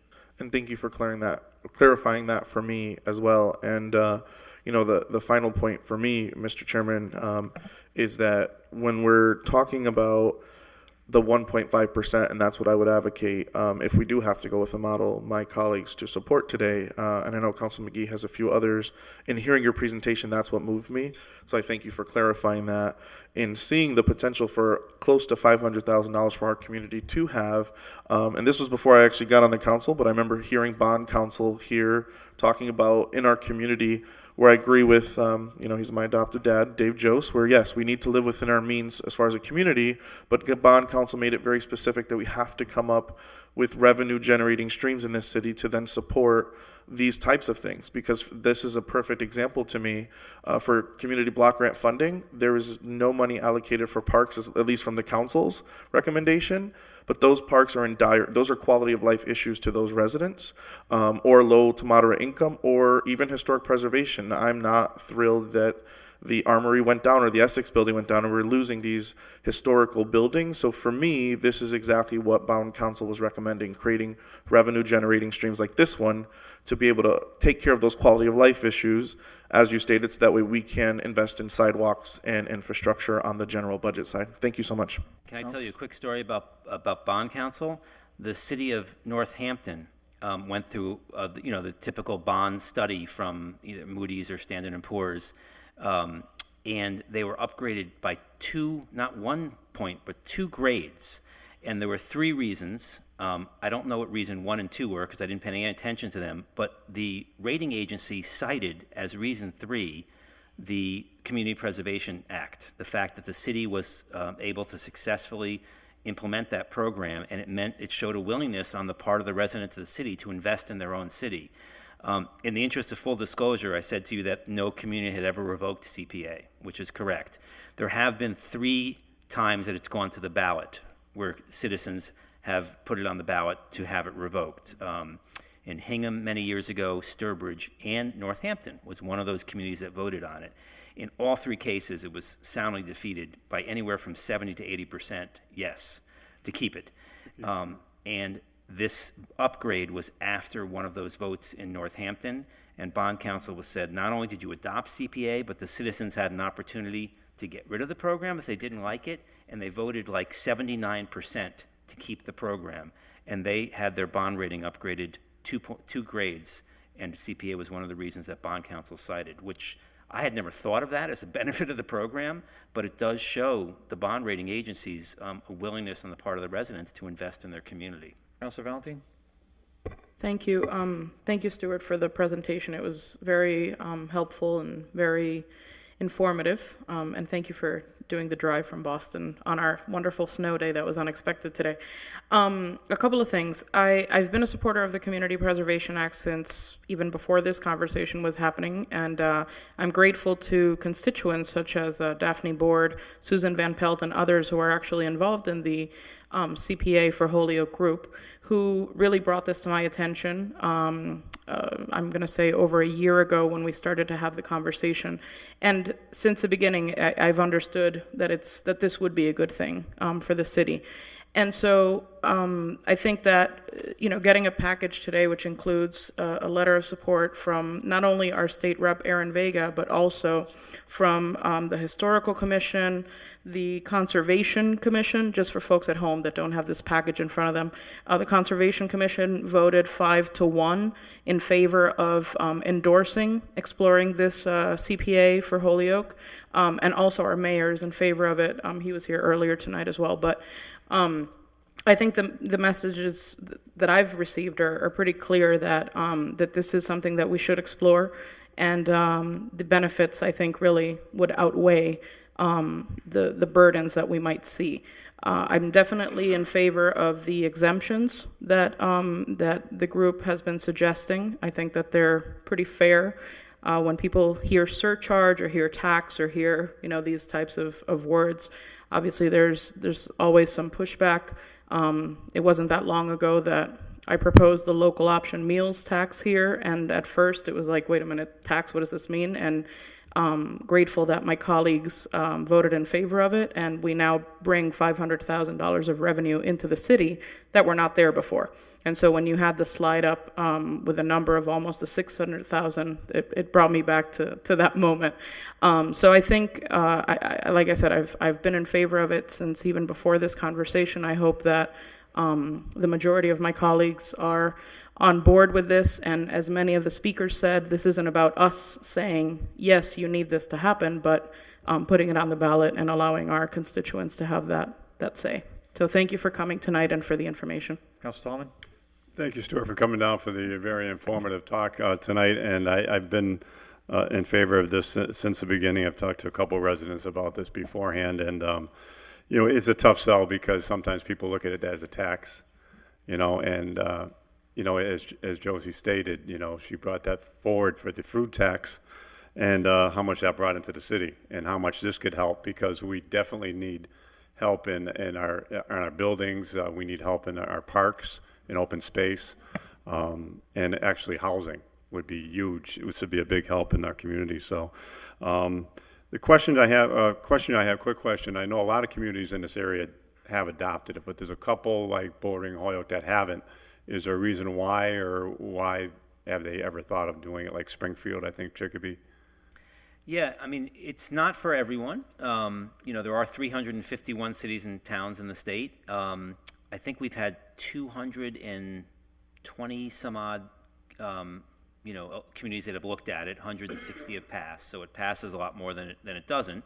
But it has failed in some communities, and then other communities just haven't looked at it. It just depends upon whether there's, you know, interest locally, whether they have the needs in these areas. Some communities, these particular things aren't important to them. Some communities just don't even know about it. We can't, you know, our organization is 2.8 full-time equivalent. The state actually has because they consider this to be a local program, there is no big brother, you know, looking over your projects. There's no state approval necessary on any of the things that you do. The state trust fund money is handed to you in a check, and it's commingled with your local money, and it's all subject to your control. There's no state agency for the Community Preservation Act. There's no employees that work on CPA. So it's frankly a little bit under the radar because it's a local program, you know, community by community. So if you look at that map, the eastern part of the state is rock solid. The Worcester area is almost no communities. Then the Connecticut River Valley has a ton, and then the Berkshires doesn't have many. It seems to be that where communities adopt it, and the neighboring communities see what they're doing with it and see the work they're doing in the community, they start to adopt it as well. But then certain parts of the state, they don't even know about it. So it you know, goes either way. Those two particular communities, we have never fielded an inquiry from. Okay. And I like the thought about the, you know, the local, the control that the council has, and having the board that people that are representative from different, you know, historical and open space and recreation. I think that's the key too, to have those people that, you know, are involved with that, or having some elected officials, people that maybe the council can appoint that are people that are interested in being on this board, because I think that's crucial too. In the vote, if we do put this forward, would that be this year, the vote, and it would be effective in January? And is there a time frame? Okay, so good question. So the city council, if they do vote to recommend to put it on the ballot, it has to go on the next regularly scheduled ballot election. You can't choose which one it goes on. So it would go on the fall 2016 ballot, and it would become effective in the following fiscal year. So fiscal year 2018. So you would be in July of next year. Right. So you would adopt in the fall, and then you spend the next 6 months before you actually started collecting the funding. You'd do a couple things. The city would get set up, you know, with the tax billing software to add the surcharge, and then the city council would pass an ordinance to create the committee, and then the different boards and committees would appoint their people, and then on July 1st of 2017, you know, the committee would be appointed, the ordinance would be passed, the surcharge would be implemented, and you'd be off and running on July 1st, 2017. And I think that's a reasonable, I mean, the way it looks here, not all the houses are 179, but it's a reasonable amount, I believe, you know, and I am for the exemptions. And when you look at $23, that's maybe a cup of coffee a month that someone could give up to put towards our community. So. Right. There's something that someone said here that resonated with me. I don't know who said it, but the idea of everyone putting in a tiny little bit. You know, you've heard so many things when folks or nonprofits are raising money. They do a calculation. Well, if everyone in the school just put in $1, we'd have enough money to build the new science lab. And CPA is one of those programs where if everyone puts in a little bit, it's incredible when you get that matching money from the state and those little pieces of money from all the different residents, how much you actually end up with to do these projects. And there's a famous CPA letter that someone wrote from the town of Wareham to the editor. It's the greatest letter written on CPA ever, and I have to paraphrase it, but she said, last year, I bought 70 acres of beachfront property, and then I, fixed up my 10,000 square foot, historic meeting hall. And after that, I built a couple new parks, and then I built 22 units of community housing for all my friends. And by the way, I'm a school teacher, and I don't have much money. How did I do that?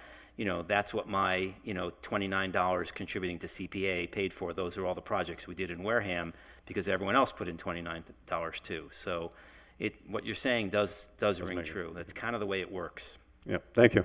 Al Sullivan? Thanks again, like everybody else said, for making the trip down here in this weather. Can you tell me, one of them I think we just hit, has it ever been voted down? And if I did the math right on this, it's been voted down 60 times? Yeah, I'm doing that from memory. There is, and Josh could even pull it up, there is a chart on our website of every single election that's ever had. I know it's been voted positively 160 times.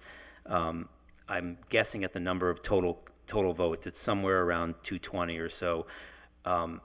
It's difficult to say because we do have some communities that have voted once and lost and never tried it again. We have some communities that have voted twice and passed it on the second attempt. We have some communities that voted twice and lost on the second attempt and tried it 3 times. And of the communities that have tried it 3 times, 11 times it's been tried 3 times, it's passed 10 times. Matter of fact, it had never lost on the 3rd election till Woburn was the first time that lost the 3rd time this past year. So you have to parse those out to find out how many, but it's approximately 220 to 230. I don't remember exactly. Okay, which would leave 60 that have shot it down altogether. Right. Okay. And 131 communities have just taken no action at all on it.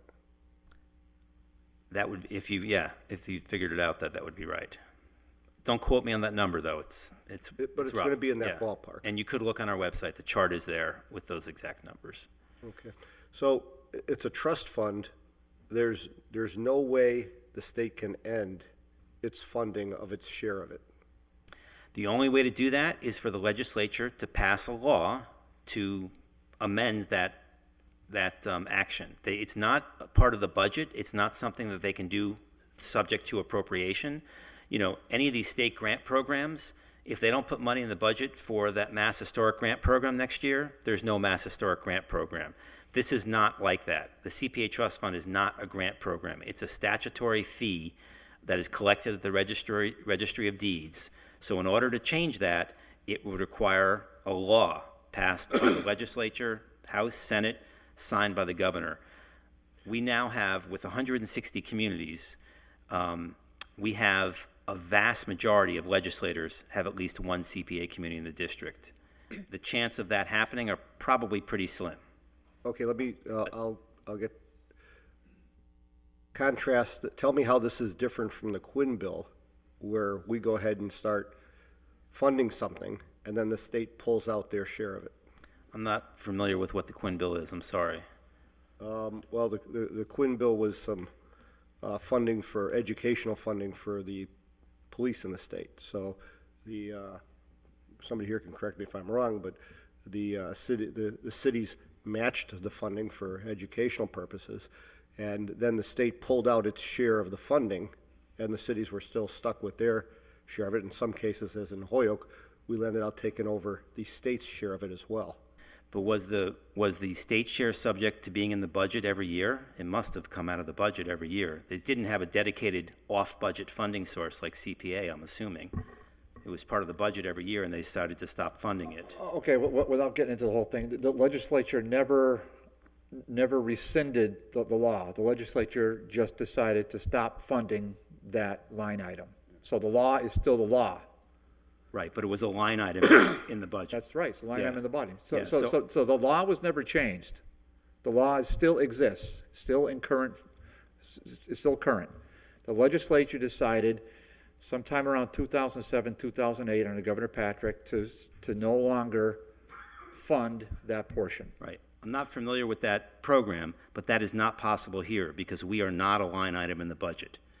We are a statutorily dedicated fee. It is not part of the budget. It is not subject to appropriation by the legislature. Okay, so what if they eliminate this fee in the future? They could pass a law to eliminate the fee. They would have to pass a law amending Chapter 44B is what they'd have to do, outside of the budget process. It's not a budget item. So they would have to do that. Almost every state legislator has at least one CPA community in their district. We've never had a negative change to the law in 15 years. Anything is possible, certainly. I don't think anyone has not adopted because they thought that was a possibility. We have 160 communities in the program. Anything is possible, certainly. Well, I think every legislator had a city also that was participating in the Quinn bill also. Right, but the difference was, did they do it when the state was in terrible financial shape on the budget? And was that the year they had the $1 billion deficit on the budget? I mean, they had budget pressures. So, that's a different story, I think, because it's a budget item. And so they had other things they had to fund, children and family, welfare and healthcare costs. I mean, they had things that were pressing on them, and they must have made a decision that this wasn't as pressing as the others. No, they didn't take a vote. The governor just pulled it out, and they just voted on the overall bill. Right. But the gutless worms never voted on it. Right. There was never a vote on that. So the governor made the no decision. legislator has anything on their record to say that they voted to defund the Quinn bill. Right, it was just part of the big budget. Yes. Yeah. That's right. Go ahead, Counselor. Don't get me wrong, I'm going to vote in favor of putting this on the ballot in favor of the taxpayers. I just want the public that's listening to be aware that it's not a guaranteed thing that year after year after year we'll see this. The state could get itself in some budget trouble again.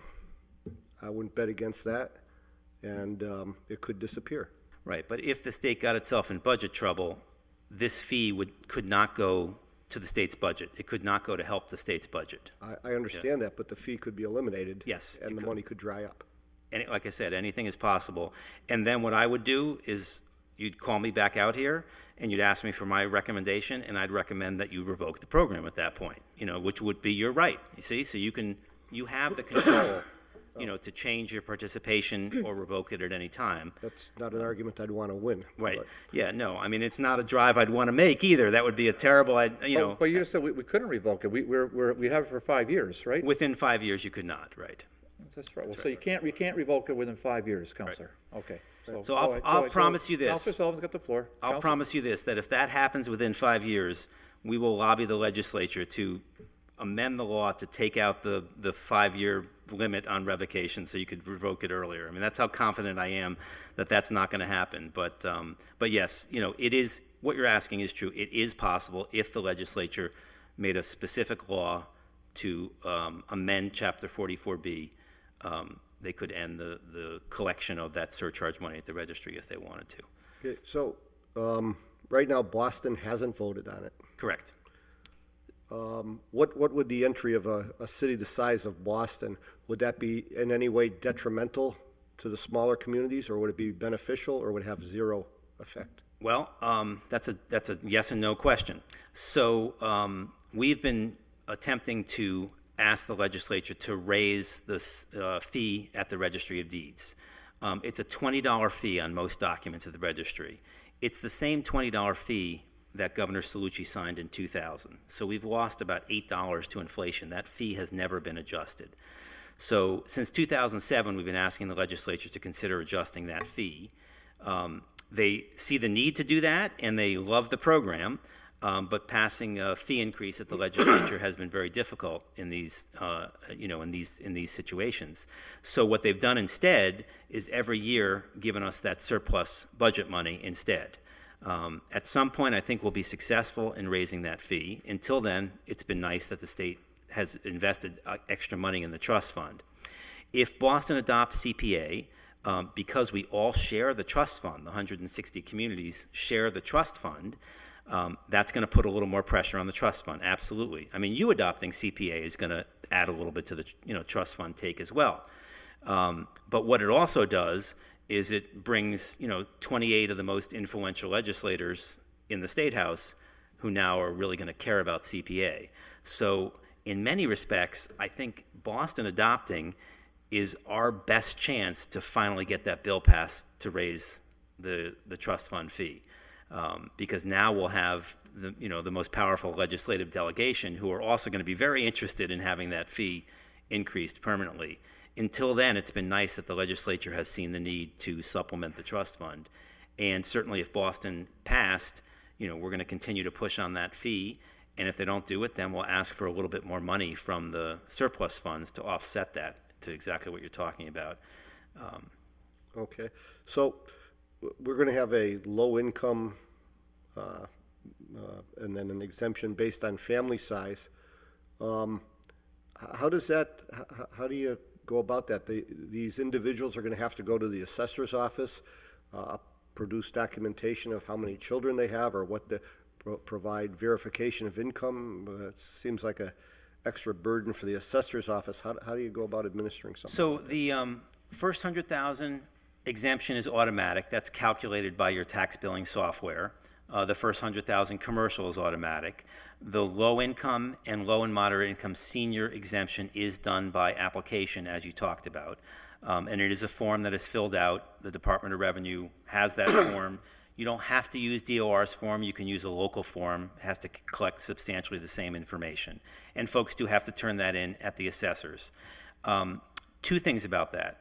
First of all, some communities use the forms they're already getting for other exemption programs, and then by a checkoff box, ask the person, do you also want to use this same application to apply for the CPA surcharge? So do you have some type of senior circuit rider tax breaks or other types of veterans exemptions? Or there are a number of exemptions that the state offers that you probably offer here as well.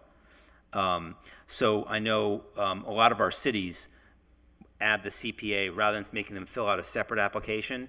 They just add a cover sheet saying, can we use the same information? Do you want to be considered for to be exempt from the CPA surcharge? That's the first thing. The second thing is there's a spreadsheet, which I could send you if you're interested, that DOR puts out that shows the amount of exemptions that each community has had to pay out or had to deduct from their surcharge. So if you collect, $500,000 locally, how much is that reduced by the surcharge, by the exemptions? The amount is surprisingly small in every single community. And that surprised us, why wouldn't people apply for that exemption?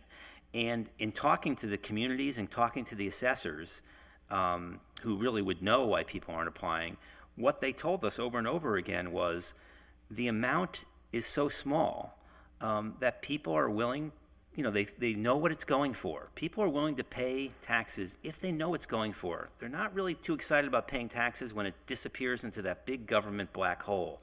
But for a program like this, where they can see it being invested in parks and historic buildings, and it's a very modest amount, very few people apply for that exemption. And you can actually see it on the spreadsheet, and you can look at other cities and see, if they raised $500,000, they had maybe $9,000 of exemptions. That's about, I'm making that figure up, but that's how low it is. And I could certainly send you that spreadsheet if someone wanted to see it and send me an email. It's a DOR spreadsheet that shows you every single city, and you'll see how the exemptions are tiny, the amount of people that apply for it. But yes, it is an application, and the assessor does receive it. So it is a little more work for the assessor. The first year, there's a learning curve for that. After that, it just becomes part of the regular procedures, and it doesn't take, much time at all, especially when they see how few people apply for it in most communities. I see. Okay, the last, and this isn't addressed to you, this is just for the general public. When we talk about the potential revenues here of $500,000, I've heard a lot of discussion about the Essex House, the Armory, parks, stained glass windows, everything else. I just sat on the Community Development Block Grant and saw how quickly that money disappears. So for people to have these, it would definitely be a help to the community, but just the stained glass window project is $600,000. One of the park projects that didn't make it through Community Development Block Grant was $175,000. So for everybody to have this expectation that we're going to have all these fantastic projects come to fruition all of a sudden, it's really just a small drop in the bucket. It's not going to make the huge impact. It's going to help. It's going to be nice, but it's not the cure, the wherewithal for all the needs. It is a modest funding source, for sure. There is one option you do have, which I didn't talk about because I made a little bit of an abbreviated presentation. If you do have a large project that happens to come along that the city wants to do, at the city council option and the Community Preservation Committee's recommendation, you can bond against your future CPA revenue stream in the same way the city bonds against its regular tax revenue stream. And so let's say, this building hadn't been cared for and it needed a complete top-to-bottom restoration like Gloucester City Hall did. They bonded a $3.5 million top-to-bottom restoration right after they adopted CPA. They pretty much adopted CPA because they wanted to fix up their City Hall, which is spectacular also, but was in terrible shape. And they just bonded against their future CPA revenue stream. And that's incredibly popular at CPA. We've had about close to now $350 million of outstanding bond that have been issued against future CPA revenue streams in about 100 different communities. So, 2/3 of the communities have taken advantage of the ability to bond against their future CPA revenue stream. You wouldn't do it for small little projects, but if something big did come along, you are absolutely right. It's a modest funding source. The state matching money would be over and above that $500,000, so that helps, especially if we're successful getting that up a little bit, or if the real estate market comes back. But that's another option that you always have if big projects do come along that you want to do. Well, I can also see the advantage if you have a strong, aggressive committee put together on the thing also to leverage it against other grants with the matching funds where they could take it well beyond the $500,000 threshold. And if you go on our website also has a list of it's very transparent. You have to put into the state's database every time you do a CPA project, and then we have a display on our website with every one of the 8,100 projects. You can actually see the detail on it. And one of the things the state asked is that leveraging information. Did you get other funding for these projects? And there's something close to $1 billion of other leveraged funds on top of the 1.6 of CPA money. Because it is a modest funding source, but it's incredible that when the city council votes to get the ball rolling and kicks in, that first shot of money, that's the hardest money usually when you're trying to do a project. Is does someone believe in it enough to put that first shot of half the money on the table or something like that? And it's amazing how much easier it is to get foundations, the state, and other private donations to finish up the project. So it is very common for the city council and the CPC not to fund 100% of every project, but to only fund a portion of it to really get them going. Councilor McGivern? Stuart, just real quick, the language for the ballot question. We once we choose the percentage and exemptions, or if the city council chooses to go forward, is the language standard and who controls it now? The next election is November. But the next available election is dictated by the deadline to get that language to the state legislature. And that deadline's a lot earlier in November. Right, 67 days actually before the election is when it's due with the Secretary of State's office. So is the language standard with the percentage and exemptions placed in Yeah, it? this is the issue we talked about before. So the first line is standard. Shall the city of Holyoke adopt sections 3 to 7 of Chapter 44B as approved by its legislative body? That sentence is stipulated by the legislation. And then it has a summary of which appears below. So that sentence is what's statutorily required. Below that is a paragraph that is written by your city solicitor that is an overview of the program. Most city solicitors start with a basic template that Secretary Galvin uses on his website. We also have a slightly more plain English one that we offer on our website that our attorneys wrote for us a long time ago. Then the city council, the city solicitor works on that. You had explained that I guess in your procedures it goes through you folks to approve before it goes on the ballot. Hey, just let me take it a step further. I don't think I was clear enough, but the local body itself, the city determines that. The makeup is the four. Oh, you're talking about the ordinance that creates the We committee. can't put that into the ballot question. No, that's not part of the ballot Can't question. add things to the ballot question other than we determine the percentage, the exemptions, and then, as you said, the city solicitor's role. That's correct. You have then, after you pass CPA, then you pass a separate ordinance to create the committee. And that's where you can put, a certain charge into the committee. You could say that's pretty standard too, but it is customizable. I've seen things like, the committee must meet at least once a month. The committee shall appoint a chair and a vice chair. We do that locally. Yeah. Yeah, we control, right. Exactly. Those things the city council often puts into an ordinance. Okay. And I thank you for recognizing the work that's gone into this city hall, and we still have work to do. But just for the record, we're still paying that bond. Yeah. Well, that's how you get big projects done. Okay. Councilor Bartley, could I just ask a quick follow-up question from Stuart? Yeah.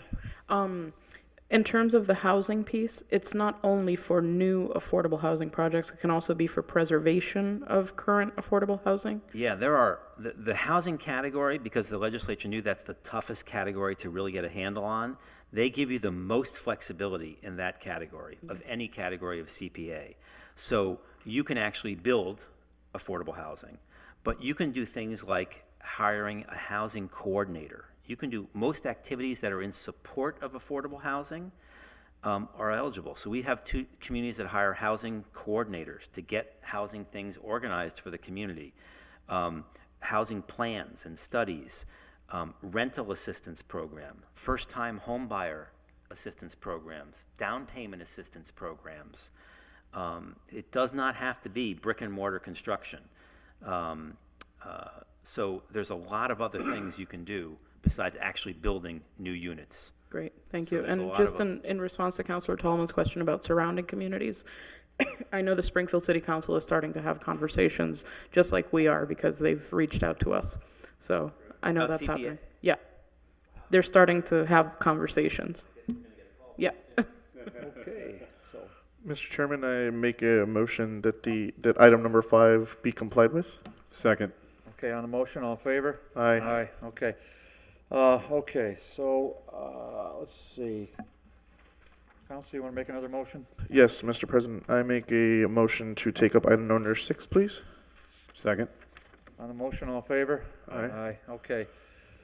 Okay, so before us, should the city adopt section 3 to 7 of 44B, approve a surcharge on real property, that the amount of such surcharge on real property shall be 1.5% of the annual real estate tax levy against real property commencing in fiscal year 18, that the city hereby accepts the following exemptions under 3E, which is property owned and occupied as a domicile of any person qualified for low income housing or lower moderate housing or senior housing. $100,000 of the value of each taxable parcel, $100,000 of the value of each taxable parcel for commercial property. Did I read that fast enough? Okay. Yes, you did. All right. All right. Upon approval, the action of the body shall be submitted for acceptance by the voters at the next regular municipal or state election. Okay, on that. Mr. Chairman, I think Counselor we've had a great lively discussion, so I would just, I don't want to beat a dead horse, and I would just make a motion, again, based on that we approve item number 6 and recommend it to the full council for approval. A second. Okay, under discussion, Stuart, do you have our agenda in front of you? I do not. Why don't you, Counselor, can you just hand that to, oh, never mind. So, Number 6. just make sure we're talking about the same things here. So 6 is what's before us right now, and the exemptions that Nelson wrote up, I think hit the exemptions that you recommend, but I want to make sure that's a true statement. So, 1.5%, following exemptions: property owned and operated domicile, low income, water or minor income, $100,000 residential, and $100,000. Yep, those are the 3 exemptions that most communities do these days. Okay, You've got it thank you. exactly right. Thank you, Stuart. Okay, so, all right, what's the committee want to do right now? Because we've kind of gone around with this. Looks like that, I mean, that's, so we got a motion, we got a second. That's before us right now, is with the, put it for the ballot with the 3 exemptions recommended by the Community Preservation Coalition, CPC. Does anyone want to add anything else? Counselors? No? Okay. On the motion before us, we'll do a voice vote. All in favor? Aye. Aye. Opposed? None? Okay. So that's going to be recommended to full city council at tomorrow's hearing. Thank you, Stuart, for coming out. Happy to do it. We'll vote on this tomorrow. Thanks for your time. Thanks for your input, and we appreciate it, okay? Mr. Chairman, I make a motion to take up item number 7, please. Second. 7 and 8 is the package. Second. We have an 8 on here, Joe? No, they're together. Sorry. So, okay, I'm sorry, it's 7A and 7B, never mind. 7 or Okay. A and B. Second. Okay, on the motion to take up item number 7, all in favor? Aye. Aye. Mr. Chairman, I make a motion that item 6 and 7B, item number 7B recommended not to adopt. Or would it be to lay on the table? Hey, I'm can I sorry. make a suggestion? Sorry, yes. Maybe I'm reading this wrong, but Councilor, it's the same language as item number 6, with the exception of Part A is 1% and Part B is 0.5%. Right. We're going to argue that tomorrow night anyways. So I think instead of keeping it in committee, that we just refer it out of committee without a recommendation for discussion. I'll agree to that. Yeah. Okay. I second that. So the motion is to refer item 7 out of committee without a recommendation. On the motion, well, first of all, is there any discussion on it? Frankly, I'd rather just give it leave to withdraw. That'd be my opinion, but. The only reason I wouldn't say that is out of respect to Councilor McGee, so it doesn't look like we're Well, recommending I don't- him not discussing it. I think he's going to discuss it either way. Well, I don't think it's disrespectful. I think when you file an order and don't show up at a committee hearing, that's another way of looking at it, but I don't think it's disrespectful. We'll give him the benefit of the doubt, Mr. Chairman, that he had a reason. No, it's not that. It's just my opinion, it's gonna be confusing.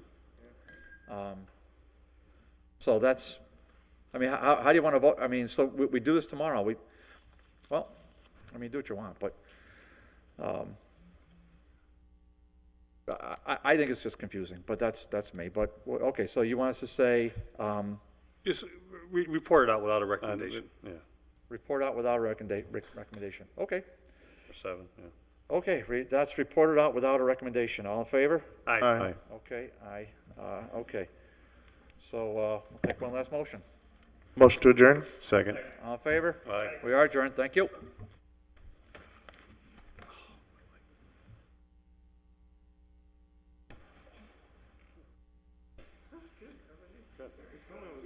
Oh, yeah. First time,